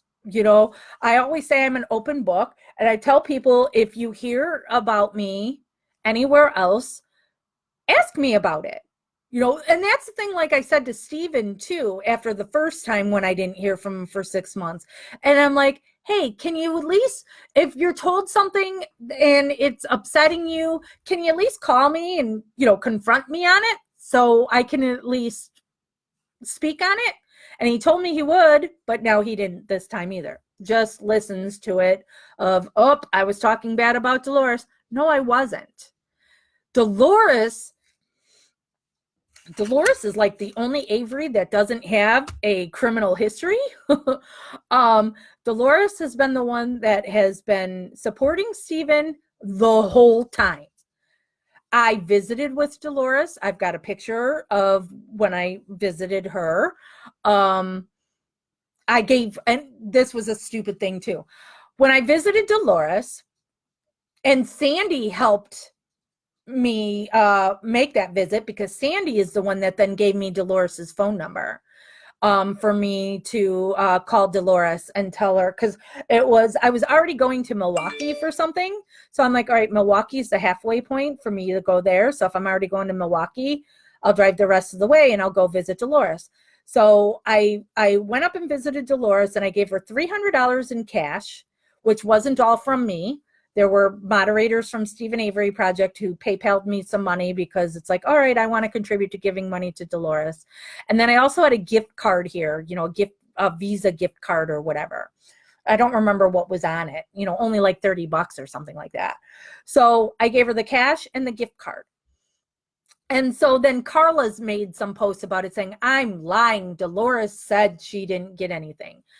No. And I didn't even notice this. My friend who was with me when I visited Dolores, and she's the one that took the picture, she says, when you look at the picture, you can even see the gift card on the table in front of us, the Visa card, because somebody else had contacted too, going, oh, we can see that Visa. You might want to edit that so they can't see it. I'm like, it's a gift card Visa. You're not going to be able to use that number for anything. It's done. And somebody stole money out of Dolores's house. And so do you think, and it's family that stole it. And so do you think she's telling everybody in her family money she has? So, and I know too, from my talks with Dolores, she doesn't like Carla either, so, it's just so dumb that you want to go, she's lying. She didn't give Dolores any money. Yeah, I did. And who cares? What does it matter if I gave her money or not? So dumb. And I tried to organize at one point, like I was calling mom and pop grocery stores in the area, like trying to find a Piggly Weekly or whatever, and seeing if we could set up an account at the grocery store, where then supporters could give money directly to the grocery store for Dolores to then get food from it. So again, money's not being filtered through anybody in that thieving family, and Dolores would still benefit, but every grocery store I called didn't want to have anything to do with the Avery family and wouldn't do it. So that was a bust. But it's just, I'm sorry, the family's not good. That family did not go visit Stephen in prison until Making a Murderer came out, other than Alan and Dolores and Barb. Barb actually would go and visit Stephen. The rest of them were happy he was gone. Oh my God, the things that both Carla and Stacy told me on how much they hated Stephen and were glad to be rid of him because he was mean to them. And what it was is because they had all abandoned him the first time, the 18 years he was in there. So when he gets out, you're not all going to be his BFF. He ain't going to be the nicest to you because you weren't there for him then. But he knew now they had to take his shit because they wanted a share of that $36 million. So he may have treated him like garbage. They kind of had it coming. So now they were, yay, he's gone. Oh, they do not like him. Angela says, I think more guilty than jealous, but jealous of you also. Lisa said, when did things start going south towards Scott? You mean between Scott and I? I don't even know what got Scott all of a sudden to just go so bonkers. But it was also because that number one admin they were so close to, where people even suspected that number one and Scott were having an affair, because there was a Facebook Live when the three of them were like sitting on a love seat together, and he had put his hand on number one's leg or vice versa or something. I don't know. So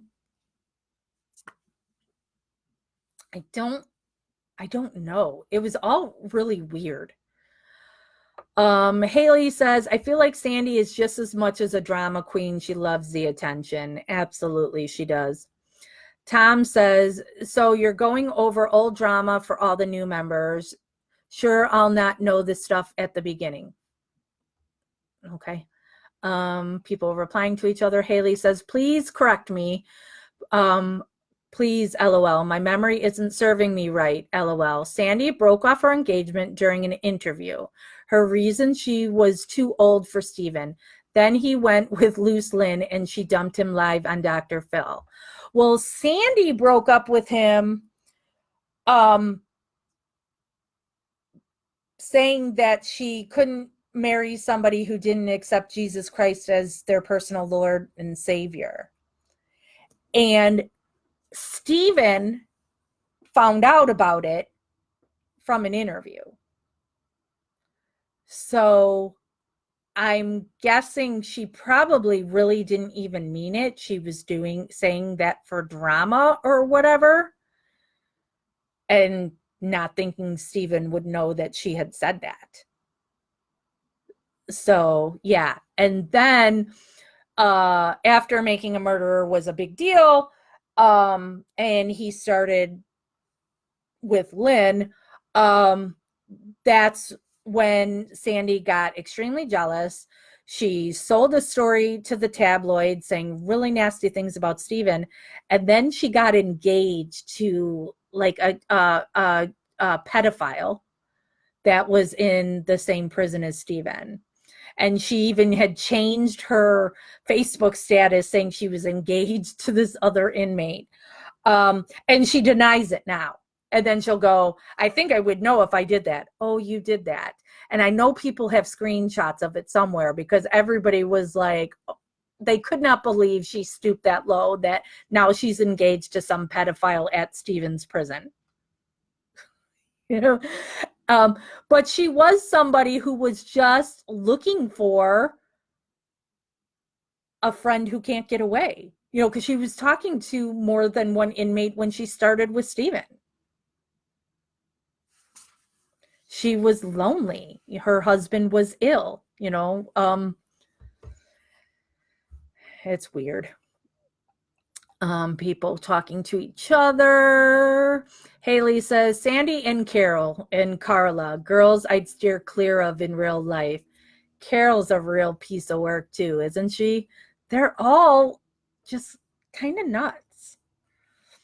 Haley says, justice isn't about liking or ultimatums. It's about right and wrong. These ladies are pet tea.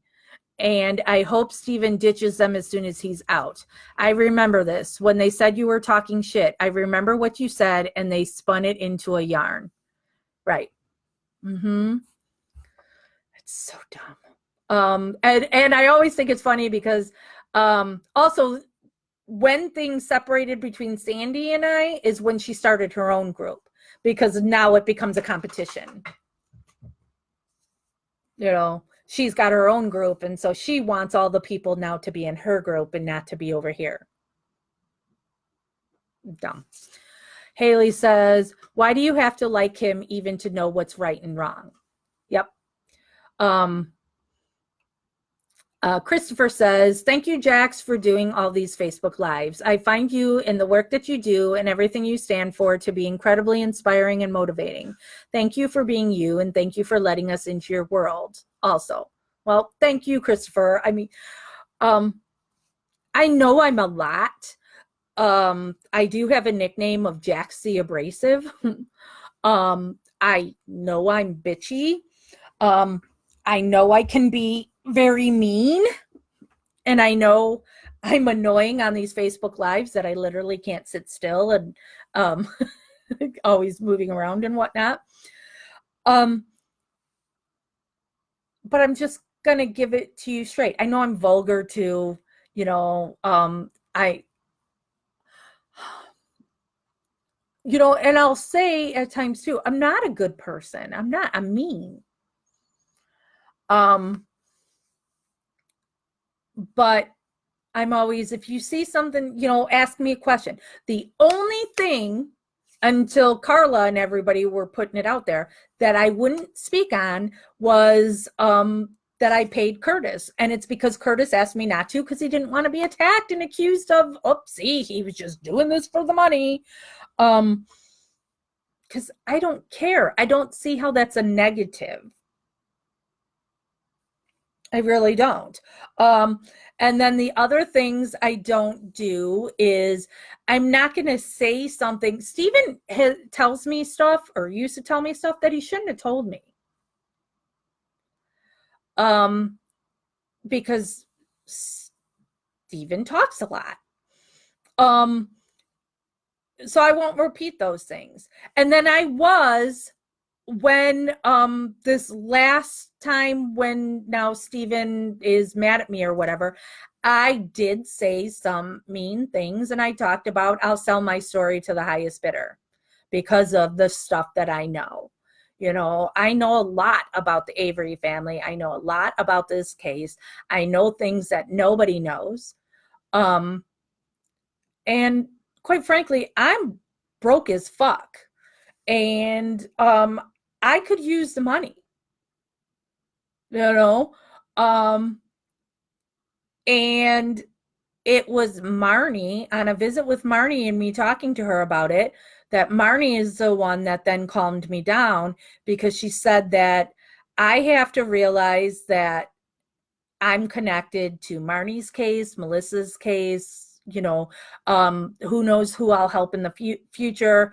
And if I were to do that to Stephen, it hurts everybody else. Because then who's to say I won't sell a story about what I know, you know, of talks I've had with Marnie. You know, so it's going to make it so other wrongfully accused can't trust me because I'll just sell my story to the highest bidder. So I did lash out and say that, and it was wrong of me. But see, and that's what I like though too. I'm not perfect, so call me on my shit. You know, and I have a friend of mine too, that's his job to do that. When I get to Jax, let me do the Kratz Jax. When I get to Jax, he can knock me down a peg because I'm not going to instantly get mad and defensive if he tells me I'm being an asshole. Because I can be an asshole, you know, so put me in check. So Marnie was right. So, but I know the damage is done. Carla and Sandy has already gone running back to Stephen and told Stephen I said I would sell my story. So, and I did it. I said it. I'm not going to deny it. I was angry. And who wouldn't want to make some money? I'm literally, that's what my boyfriend was calling me for, is I literally, when I got home today and I got the mail, I have, here's more of the world of Jax. I have been married since 1992. I started dating my husband when I was 14 years old. Okay. My husband and I have been separated for 6 years. That's just the way it's worked. My husband, it used to be, you know, I have the debit card. I spend money how I want. My husband has a good job, makes decent money. I spent money how I wanted. I live with Jeff, my boyfriend. My husband is in our house that we have owned for 22 years. And his girlfriend is actually Jeff's ex. It's weird. I know. So when was it? 8 months ago? Numbers. My husband decided to clean out our bank account. Took all the money out and left in there $231, to which he then told me he will pay me $231 a week and that's all I'm getting. And I'm like, that's bullshit. But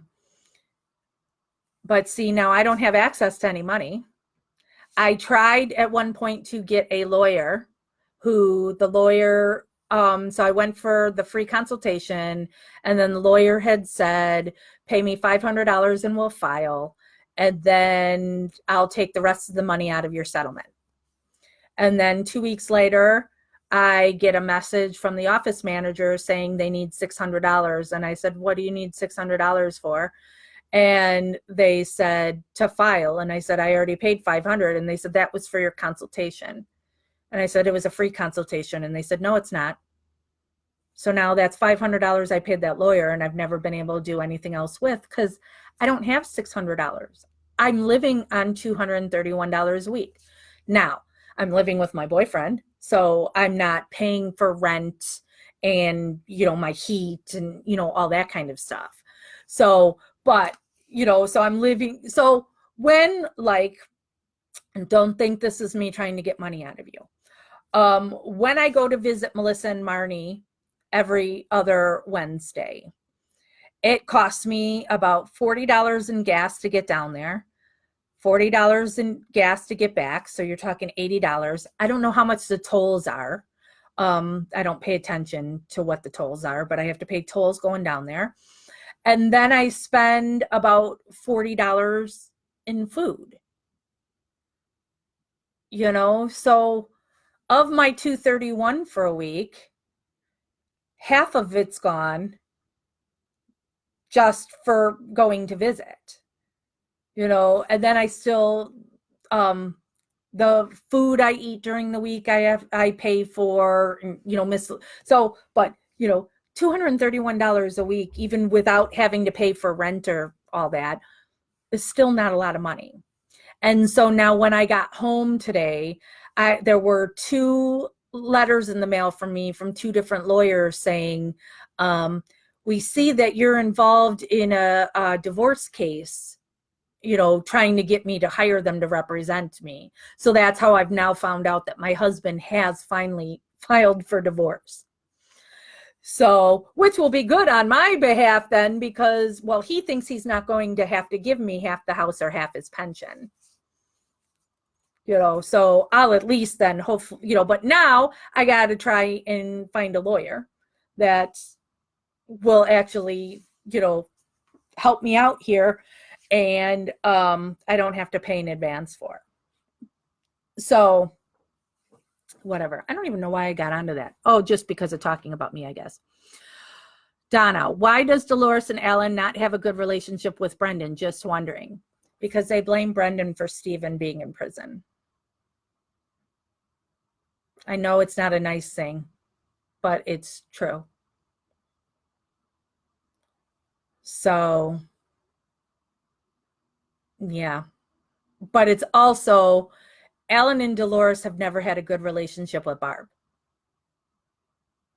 They don't like her. And they really don't like Scott. Nobody in the family has ever liked Scott. So there's just a whole lot going on there. And I feel bad for Brendan, that his grandparents blame him. But also you have to remember with the grandparents too, they don't have the highest IQ, so it's just all sad and tragic. Debbie says, why do you believe Bobby in not Steve? Because you put Steve, but I'm sure that's a typo. Bobby and Scott did it. Can you talk about that?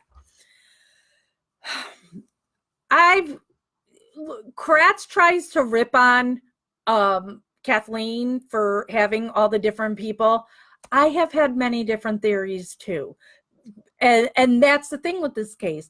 I can make facts work to say it was Ryan Hilgas. I can make facts work to say it was George Zipperer. And then there's Scott and Bobby. It wasn't until Kathleen started putting stuff out there that was really giving you that the pieces fit, that it's Scott and Bobby. I did defend Scott back when we were friends. I have this awful article that I wrote defending Scott because I was snowed at a time. So like when I did the Facebook Live at their house and he was crying and everything about everything, I believed it. But then I've seen his angry side. Oh, have I seen his angry side? So I've been on the phone when he's screaming of what he's going to do to Brendan if Brendan comes to live at that house. I fear for Brendan.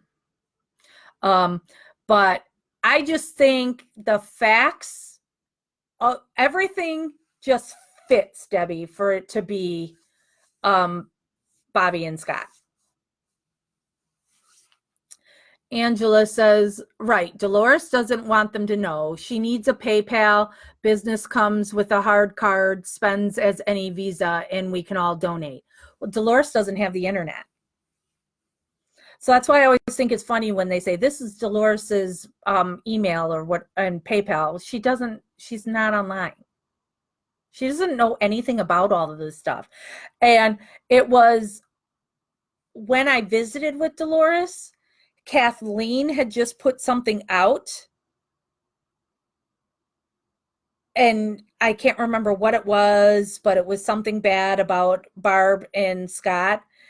And Dolores didn't even know about it. And I had said something and she didn't know. And I was like, oh shit. I just assume that she's kept up on at least what's going on Kathleen wise, but she had no clue. Dolores isn't going to be online, and it's really sad that people are bad to Kayla, because I know Kayla loves her grandma, and Kayla is the best person to be taking care of Dolores. But then, and Stephen actually hired Kayla. He was paying Kayla to take care of Dolores. And then Carla, they're all telling him that Kayla was stealing from her grandma. Natasha laughing at Loose Lynn. Haley says, holy shit, LOL. Total see you next Tuesday. And yeah, Lynn loves my nickname. Blocked me the third time I used it. When Lynn first came on the scene, I supported and defended her. Because if that's what Stephen wants, Stephen can have it. I'm not going to get in the way of that. And I know what it's like to be attacked by Carla and her minions. So I had some nice talks with Lynn. And then she does that Dr. Phil thing and it's like, you are nuts. And then you see all her guilter stuff. I mean, what a crazy person. Haley says, Carol says we are all liars. Liars. Yeah. Carol's another one that she's not all there. Jane says, I saw that on her page, Sandy and the pedo. Oh, did you, Jane? Good, because I know. I love it that she tries to deny it. And so many people saw it because we were all like, huh? Because this is back to when I liked Sandy and I would defend her, but it's like, I can't defend that. I can't defend that. And everybody was talking about it. Everybody was sending the screenshots around. Can't believe she did that. That was weird. Haley says, screw that. I always say you speak truth, facts, and you are straightforward. Truth doesn't need sugarcoating, right? Kathy says, you don't give yourself enough credit. Yeah, I don't. I don't take compliments well. I feel weird. And I feel taking compliments is just something that people will then use against me. Of that, like I'm doing it for that or whatever. I don't know. So it's just weird. Lisa says, not mean, brutally honest. Yeah. Miley says, Jax, we can all be mean. It shows you're passionate. Nothing to be ashamed of. I'm the same way. Don't cross my kids or family, etc. I will get crazy on someone's ass. Ha ha. Well, I'm meaner if you do it to somebody I care about. A lot of the stuff that's said about me, I don't care. Whatever. I laugh it off. It doesn't make me angry. I had something happen in my personal life recently that, like, a friend of mine, he's calling me to make sure I'm okay. And I'm like, I'm fine, like laughing. And, he's like, no, I should like be upset about it or whatever. And I'm like, no, I really don't care. These people are useless. And, I don't care. But when you do something to a friend of mine or family member, then I'll go berserk. Which also might not be the best thing either. So, like, even at the Marnie Yang press conference on Wednesday, my job was to protect her children. Just like when we're talking about Brendan and what Laura Nyrider said about a parent isn't the best one to be in the room, it should be a lawyer.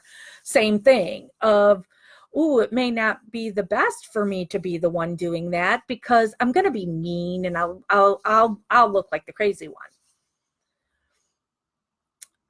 Victoria says, you do everything or most things for free out of your own pocket. We need a GoFundMe just for you and the work you do. Well, actually, I have a PayPal. So there's a PayPal where that was from my activist thing that I've used before. And now I've just started that Justice with Jax thing because Tammy from the Justice Review wants me to do a show for her WMP TV. And then Marnie named it Justice with Jax. So that's what I'm going with. So I started a Justice with Jax. There's a public Facebook page and then there's a closed discussion group. And so I do have pinned in there my PayPal. So if anybody wanted to donate, and I feel weird on doing that because I know I'm going to be accused of, again, that I'm doing all this stuff for money. And then, so people are going to take that snippet and it's like, see, she's asking for money and blah, blah, blah. So I'm uncomfortable. Earl says, in your opinion, why was there an undercover DOJ agent working at Auto Trader?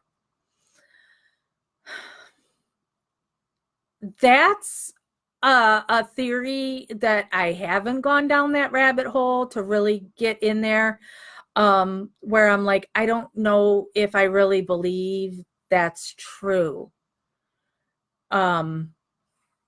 Or if that's just something to go along with somebody's theory of that the cops were setting this up all along. I really can't get behind that the cops killed Teresa, no matter how corrupt they are. God, this innocent girl, I guess I'm giving them too much credit. Considering all the horrible things they do. But I really think law enforcement may have even thought at the beginning of this that Stephen was guilty, but there's no way we would get him because of his prior wrongful conviction. And so that's when they started to plant shit. So, and so now that you're in it, you have to, keep selling that. There's no going back from that now. So is there, Earl, since I haven't really followed that, is there real proof that that was an actual undercover agent at Auto Trader? Jane says, if it weren't for MAM gossip, I probably would have moved on. Couldn't stand watching fans kiss family's ass. So thanks for the page and your time. Well, and also, to be perfectly honest, and I've told you guys this before, like all the posts in MAM gossip, I don't even follow them. I don't read them, so you guys are probably more up to date on the case than I am. Because I've spread myself too thin on things. So I know there's at least one moderator that we have that that's a moderator that's been with Stephen Avery Project longer than I have. She's like over everything now. She, and it's really funny too, because the moderators, and this is going to be something people will use as a bad thing, but I think it's funny, is they get, so when I talk about being protective of people I care about, they're also protective of me because they've been around and they see how much I get beat up. And so with this last thing about now Stephen cutting me off again or whatever, so now they have a little soundbite of the phone call when Stephen was on the phone with Barb and Scott's flipping out. So they'll play the little tiny part of Scott going, fuck Stephen Avery. So, and like I said, people are now going to take this the wrong way or anything, but they're just talking about all the drama and Stephen's mad at me. Now he likes me. Stephen's mad at me, you know. And it's just something to lighten the mood. Oh,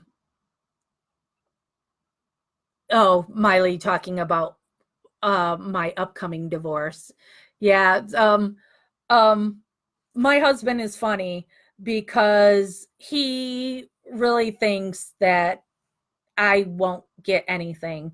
And he says that I just need to get a job when I gave up my job to raise our son.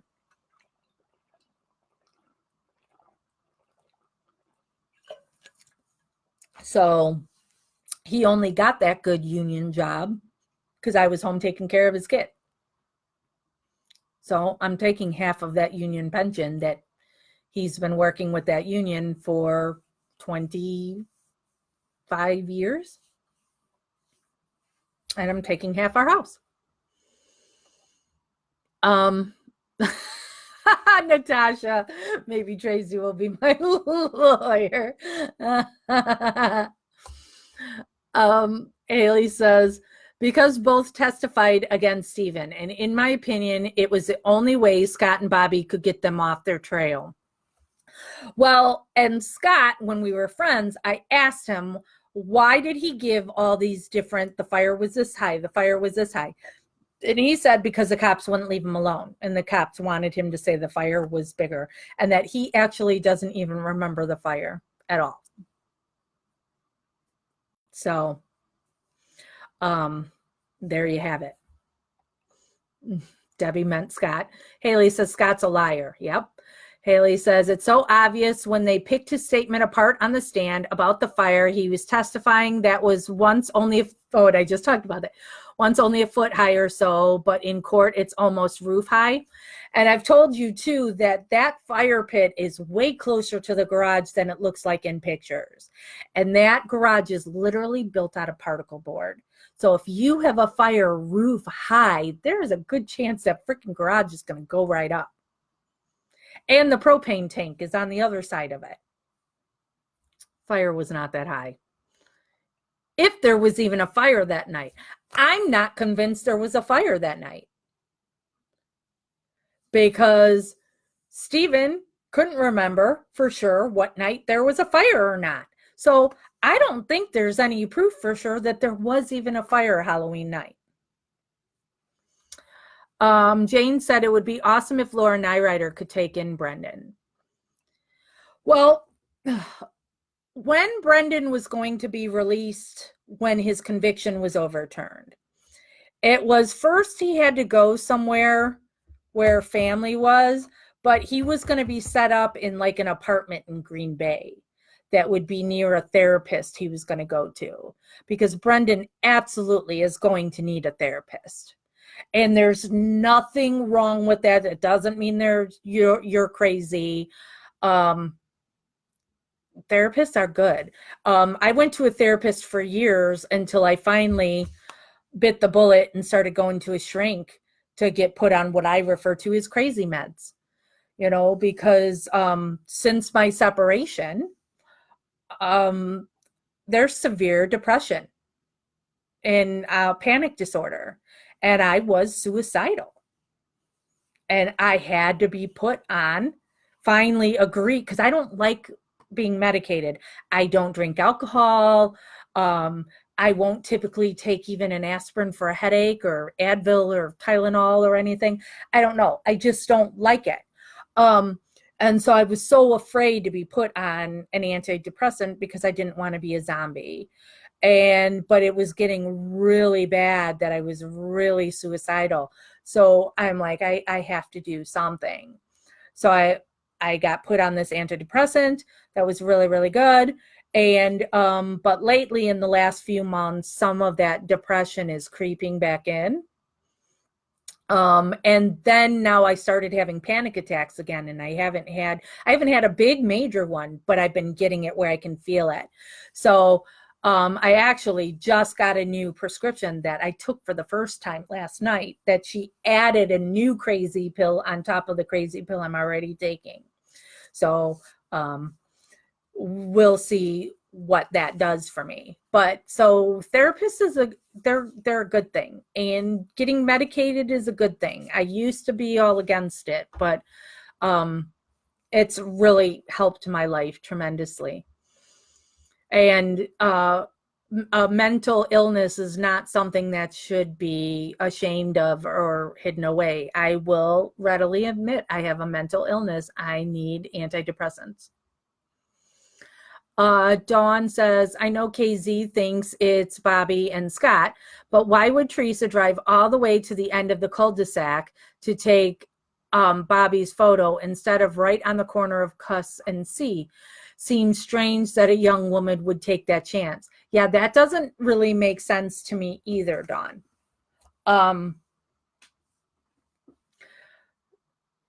And I know when I went to the Zippers after the salvage yard, because I've never been sure too if she visited Steven second or third. So if she was going to Zippers after Stevens, you turn right, not left, or at least I did when I went. So yeah, I don't know why you would go down there unless it's, well, this is an easy way that you're on that cul-de-sac, that the car could be parked here and she's over here to take picture, as opposed to, like this. I don't know. But I've also done the live that you can find in here in Gossip, where I'm showing you too just how close the Cuss Road cul-de-sac is to the salvage yard. And that's when I got the trespassing ticket, even though there's no signs that say you can't be on that property.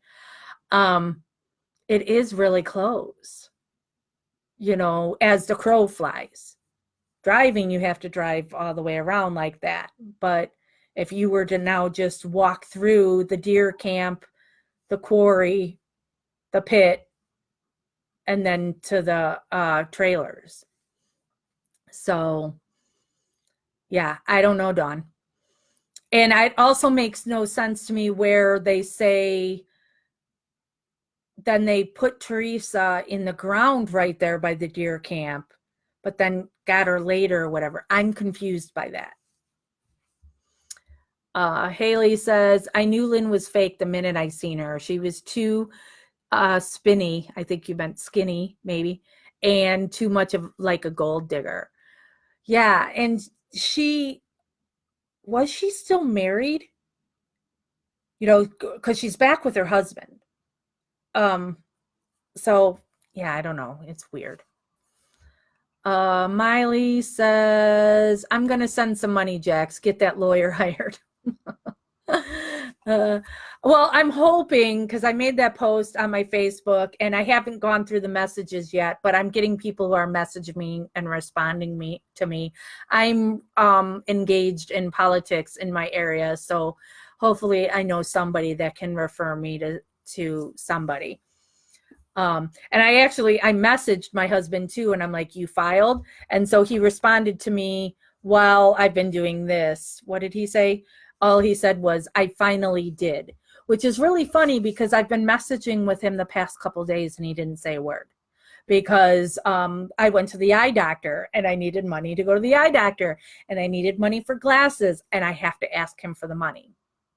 And so he makes me do things that I have to like pay for it in advance and then show him proof that I paid for it, which is like, so with me getting the glasses, he sent me to a place that's not um in our plan.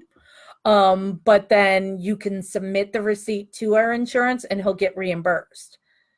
So, but it's like, and so the eye doctor in my glasses literally cost me 400 and something.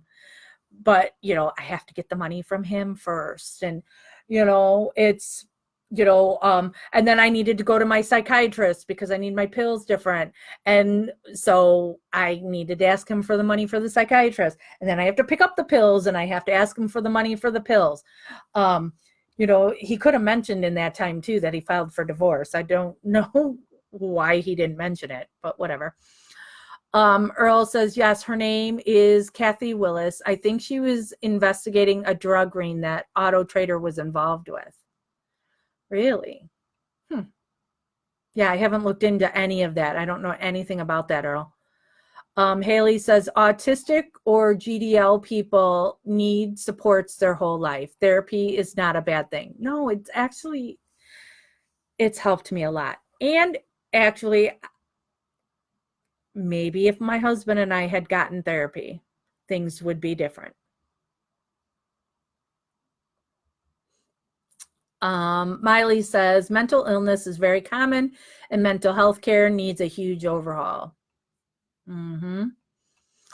Earl says trespassing. Yeah, that's what Earl called it, trespassing, when he texted me.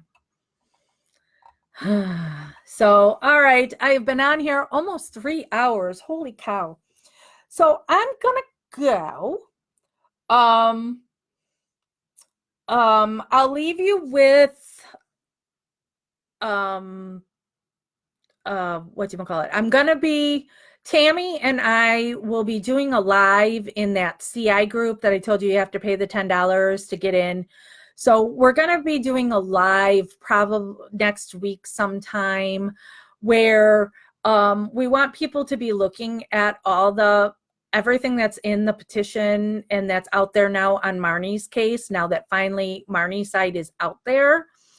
And so now we want to talk to you about it, that you've had time to read it, with exhibits and everything. It's 600 pages. So you will have time to read it all over, look at everything, and be ready to talk to us about Marnie's case in the CI group. And nothing is off limits. Ask, so if you even still by looking at all that stuff still think she's guilty, we want to know why, because that's only going to help our case make it stronger on knowing why people would still say she's guilty and what more we have to show you that she's innocent. So that will be next week sometime. Oh, and Paul Kaluzinski called me the other day, and actually Paul should have been was going to the prison today for Melissa's birthday. Paul wants to do a live about Melissa. So that should be coming soon too. I just have to be looking at my schedule on all the other, when I'm free to do these things. So, and I'll be going to visit Marnie and Melissa on Wednesday. So I'll let you guys know after that how the visit went with the girls. Marnie emailed me today, and I talked about that in the CI group. I made a post about my the email from Marnie. So yeah, so be looking into the Marnie case. And so Marnie is Marni, and Yang is Yang. And yeah, so you can Google her now and find stuff. I did a Facebook Live of the press conference, but my camera was far away, so you couldn't hear stuff as well. But if you Google it and look up videos, you'll see from the various news outlets that have snippets of it. I feel it's really important if you listen to her twins, who were 16 at the time. that was a really emotional part of that press conference on Wednesday. And Dateline is filming next week. I don't know when that'll be out, but I will let you know. We're hoping the Dateline will be good, because Dateline did an episode on Marnie's case before, which was not truthful and didn't speak well of Marnie. So hopefully now we'll get a different side and Marnie's side. Let me scroll and see if there's any questions. The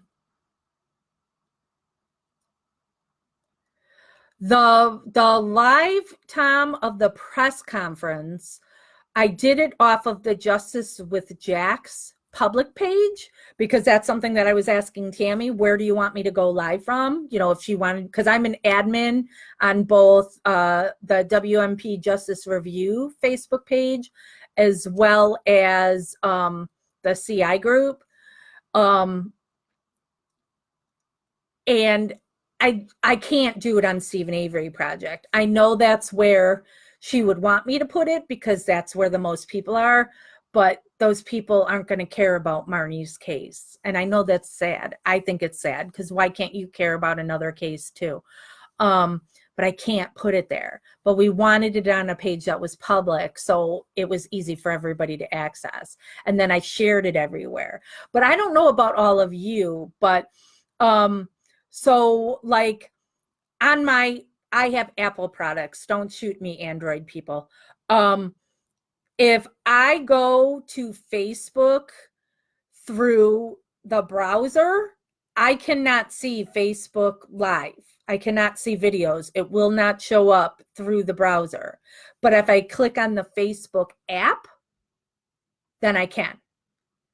So like when I go live from my iPad, when this laptop just won't work, if I try to go live through the browser, it won't allow me to. I have to use the Facebook app. So that's why sometimes I know people will say, I can't find the video. Maybe it's because of how you're accessing Facebook and you have to access it the other way. But so Justice with Jax, the main public page, is where the it was live streamed onto, and I shared the links on the other ones. And then I did a live in the CI group after the night of the press conference and talked a little bit about the press conference. So that's in there right now too. Anybody else? Oh, Debbie says, tell us a wee bit about your haunted house. So I did a haunted house 4 years with a not-for-profit organization that I was the president of. My organization actually started haunted houses in the United States. Our first haunted house was in 1971. I was born in 71, so that, you know, I didn't do it then. So I'm not taking credit for that. Our haunted house was, the primary purpose when our haunted house started in 1971 is you were taking kids off the street. Now remember, this is Illinois, so it's cold. So you're taking kids off the street around Halloween time, so they're not out like vandalizing, you know, egging houses and TPing and, you know, all that kind of stuff. Because in 1971, there's no internet, there's not as much for kids to do to entertain themselves, so they're going to get into some mischief. So kids would literally be trained how to build the house and run the house and haunt the house and all that. And so that continued on for 40 something years. We haven't had the haunted house in like 3 years, I think it is. I can't remember for sure. There is a bar in my town that I have had events at, and I had most recently set up my friend, the friend that I said that can call me out on my shit. He's running to be a state representative. And so he was having his kickoff party. And so I helped organize it to be at this location, you know, this cool club. And so I was talking to the guy about something, and I had like mentioned haunted house, and it turns out that that guy, so the guy who's in charge of booking events at that bar grew up going to my haunted house, and that he's very into haunted houses. So then I pitched doing a haunted house at his bar. So he's like all about it. And so but it's not going to be a haunted house like we're used to doing. We typically would look for a space that was a minimum of 10,000 square feet that we would build a haunted house in, that, you know, it's blue screwed to the floor and, you know, real walls and all that. Well, this, he's just giving us the patio that they have for smokers. That is, so I only have, you know, it's numbers, but it's only, you know, like 60 feet by 40 feet is all I'm going to have to, and I'm going to be outdoors, it, you know, in Illinois in the end of October. So it's going to be totally different than anything we've ever done. My haunters are, because that's what we call the people who are in the costumes and stuff doing the haunted house. My haunters have all moved on. So I had a meeting last night trying to, you know, hey, haunters, let's get together and talk about my new thing. And I only had 4 people show up. So I'm going to have to do a lot of recruiting to get people to haunt it. But it's going to be different and I think a lot of fun. And I love getting my creative juices going on decorating it and everything. And I was out with a girlfriend today, and so we stopped at a couple of Goodwill stores because it's like, ooh, now I can start going around and looking for stuff to put in the haunted house.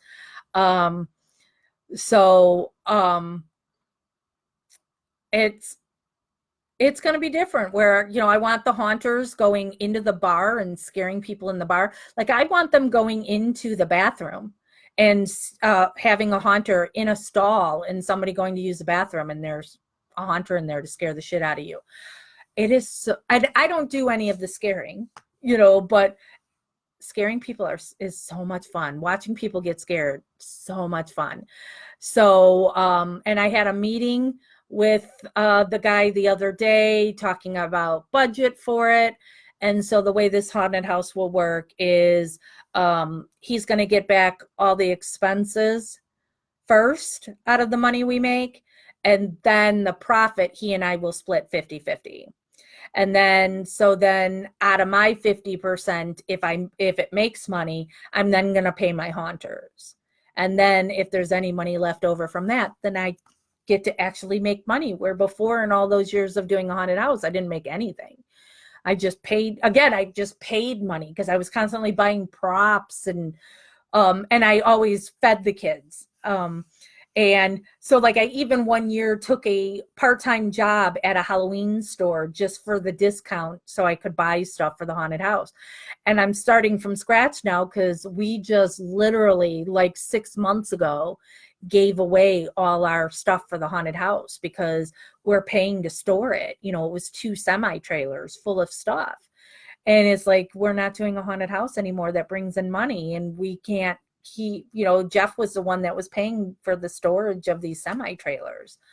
So I don't have anything anymore. So starting from complete scratch, but it'll be fun and it'll be interesting. You know, it won't be the best constructed haunted house because we're going to be in tents outside, you know, because I'm going to have 2 10 by 30 tents and 1 10 by 20 tent, you know, so I'm going to buy the typical tents with the walls and paint them black and, you know, that kind of stuff.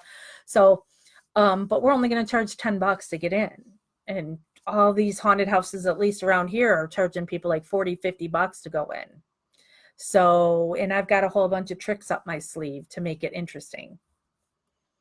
And we're only going to run October 24th through November 2nd. Yeah, thanks for your kind words, everybody, on the haunted house. When it happens, I'll be posting pictures and videos of it. It'll be fun, you know. So, all right. then that should finally be the end of it, and that I'm going to go and lay down now, because I've been, like I said, I've been on the go all day today. So, and I got a sore throat. I have a sore throat now and a headache, but I don't know if that'll have anything to do with the new pill I just got put on, because I better not be getting sick. Oh, wait, here's Christopher saying, Jax, is it true that if Brendan doesn't get out early and he has to wait for his parole hearing, won't he have to plead guilty to the parole board in order to gain release? Typically, that's what happens with parole boards, because you have to say you're sorry for what you did. And if you don't show that you're sorry for it, they're not going to grant you parole. So, yeah. Brendan really is, all he's left with is either the governor pardons him, or Kathleen is able to prove and get somebody to admit that they're the killer. Because you have to remember, just getting Stephen out does not free Brendan, because Brendan confessed. And there's already been people that would say, well, then everything he's saying he actually did for Bobby, and he's been protecting Bobby. So just getting Stephen out doesn't mean Brendan gets out. There needs to be a real killer proven. So, and Brendan's at the end of, he can't do anything else in the courts. You know, he's done. It's just sad. Earl says, get your flu shot free with insurance at CVS. I've never had a flu shot. And I have said to myself, I really need to bite the bullet and do one this year. And who was it that was talking to me about it? It was Marnie or Melissa? I think it was Melissa on the visit last week, was just talking to me about a flu shot. So I'm like, yeah, I absolutely should do it this year. I've never ever done it, and I should. Natasha says, move to Canada. It's free everywhere. Yep, we in the States we are jealous of Canada, your healthcare, because it's a mess here. Everything is a mess here. I've been to Canada once, Natasha. I had family that used to own a resort in, it was called Belloc Stone Lake Camp, I think is what it was, in Ontario. Red Lake, Ontario, is that right? I was I'm not even a teenager. I was probably like 12 when I went. And I just remembered how pretty it was. And I remember the cabins that were at the very end in the woods of their resort had, the screens were constantly being ripped out by bears. And that my cousin's job was to gut the people's fish and then take the fish guts in a boat and went across the lake to the other side where there was like this big boulder over there, and he would lay out the fish guts there, so then the people that were staying at the resort could see the bears when they would come and eat the fish guts on the rock. So I want to say it was Red Lake, Ontario. Amanda says, flu keeps getting worse by the year. Now you're scaring me. I really need to go. Natasha says, it's free here, but it's still a mess. LOL. Never heard of Red Lake. I want to say it was called Red Lake, Ontario. Natasha says, I'm in Nova Scotia. Come here. Is Nova Scotia, is that by, what is the name of that? The saddest documentary I've ever seen. Dear Zachary. I shouldn't even say it. But was that Nova Scotia that was going on in Dear Zachary? Oh my God. Dear Zachary, I don't think I've ever cried that hard. So, um, and the parents in that, oh my God, I love them. But such a horrendous story. So if you're looking, if you need a good cry, watch Dear Zachary.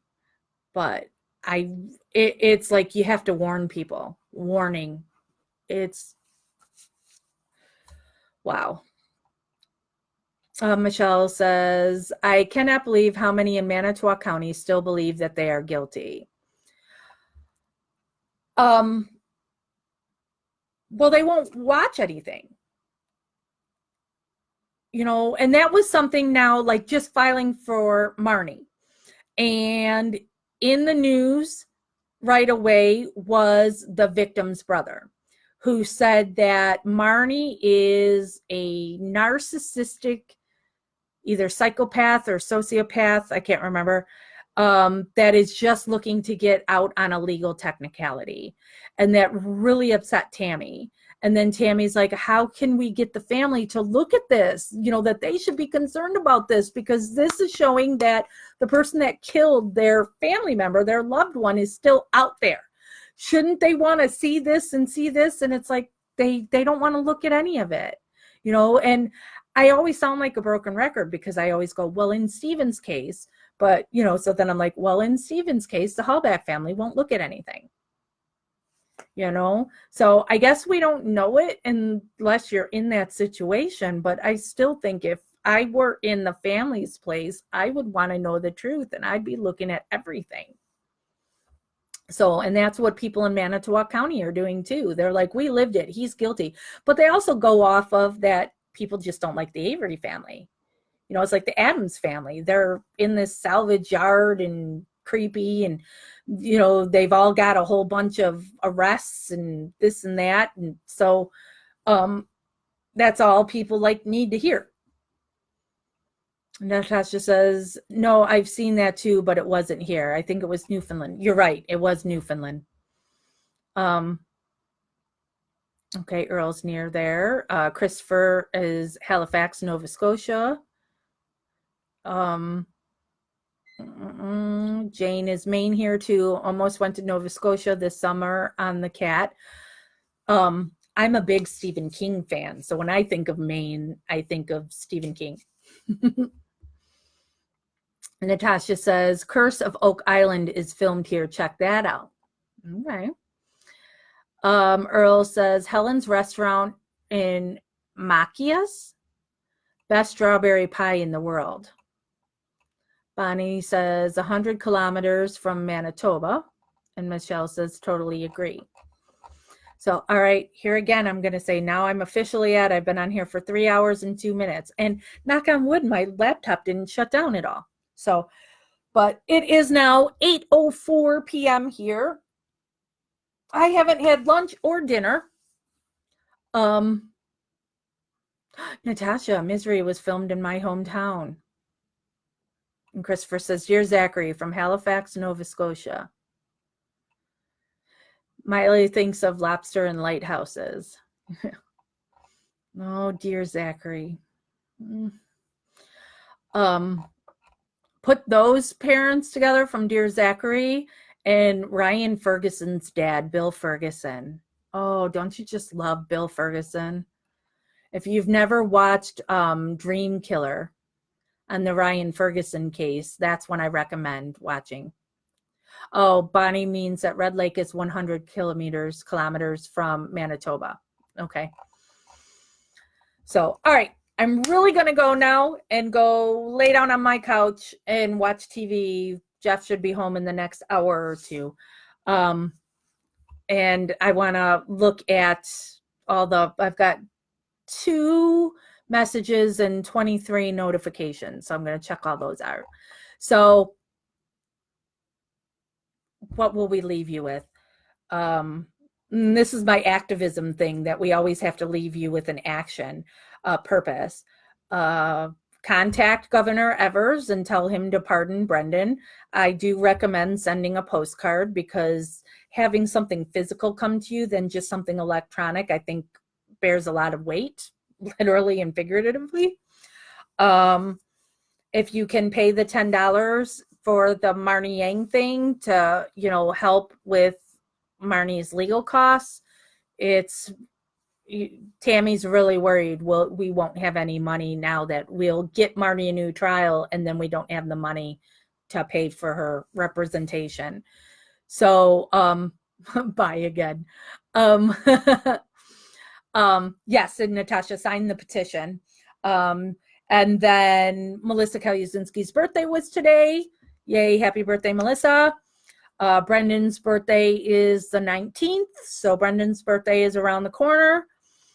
I'll be visiting Marnie and Melissa on Wednesday. I'll update y'all on that. Kathleen is supposed to be filing for Stephen, where she says the 14th. But 14th is Columbus Day, so don't know if that court is off for holiday. Another date she had was the 10th. So will she be filing, on the Friday or the Thursday before the 14th? That's a Monday. So we'll be on the lookout for that. So, all right. Goodbye.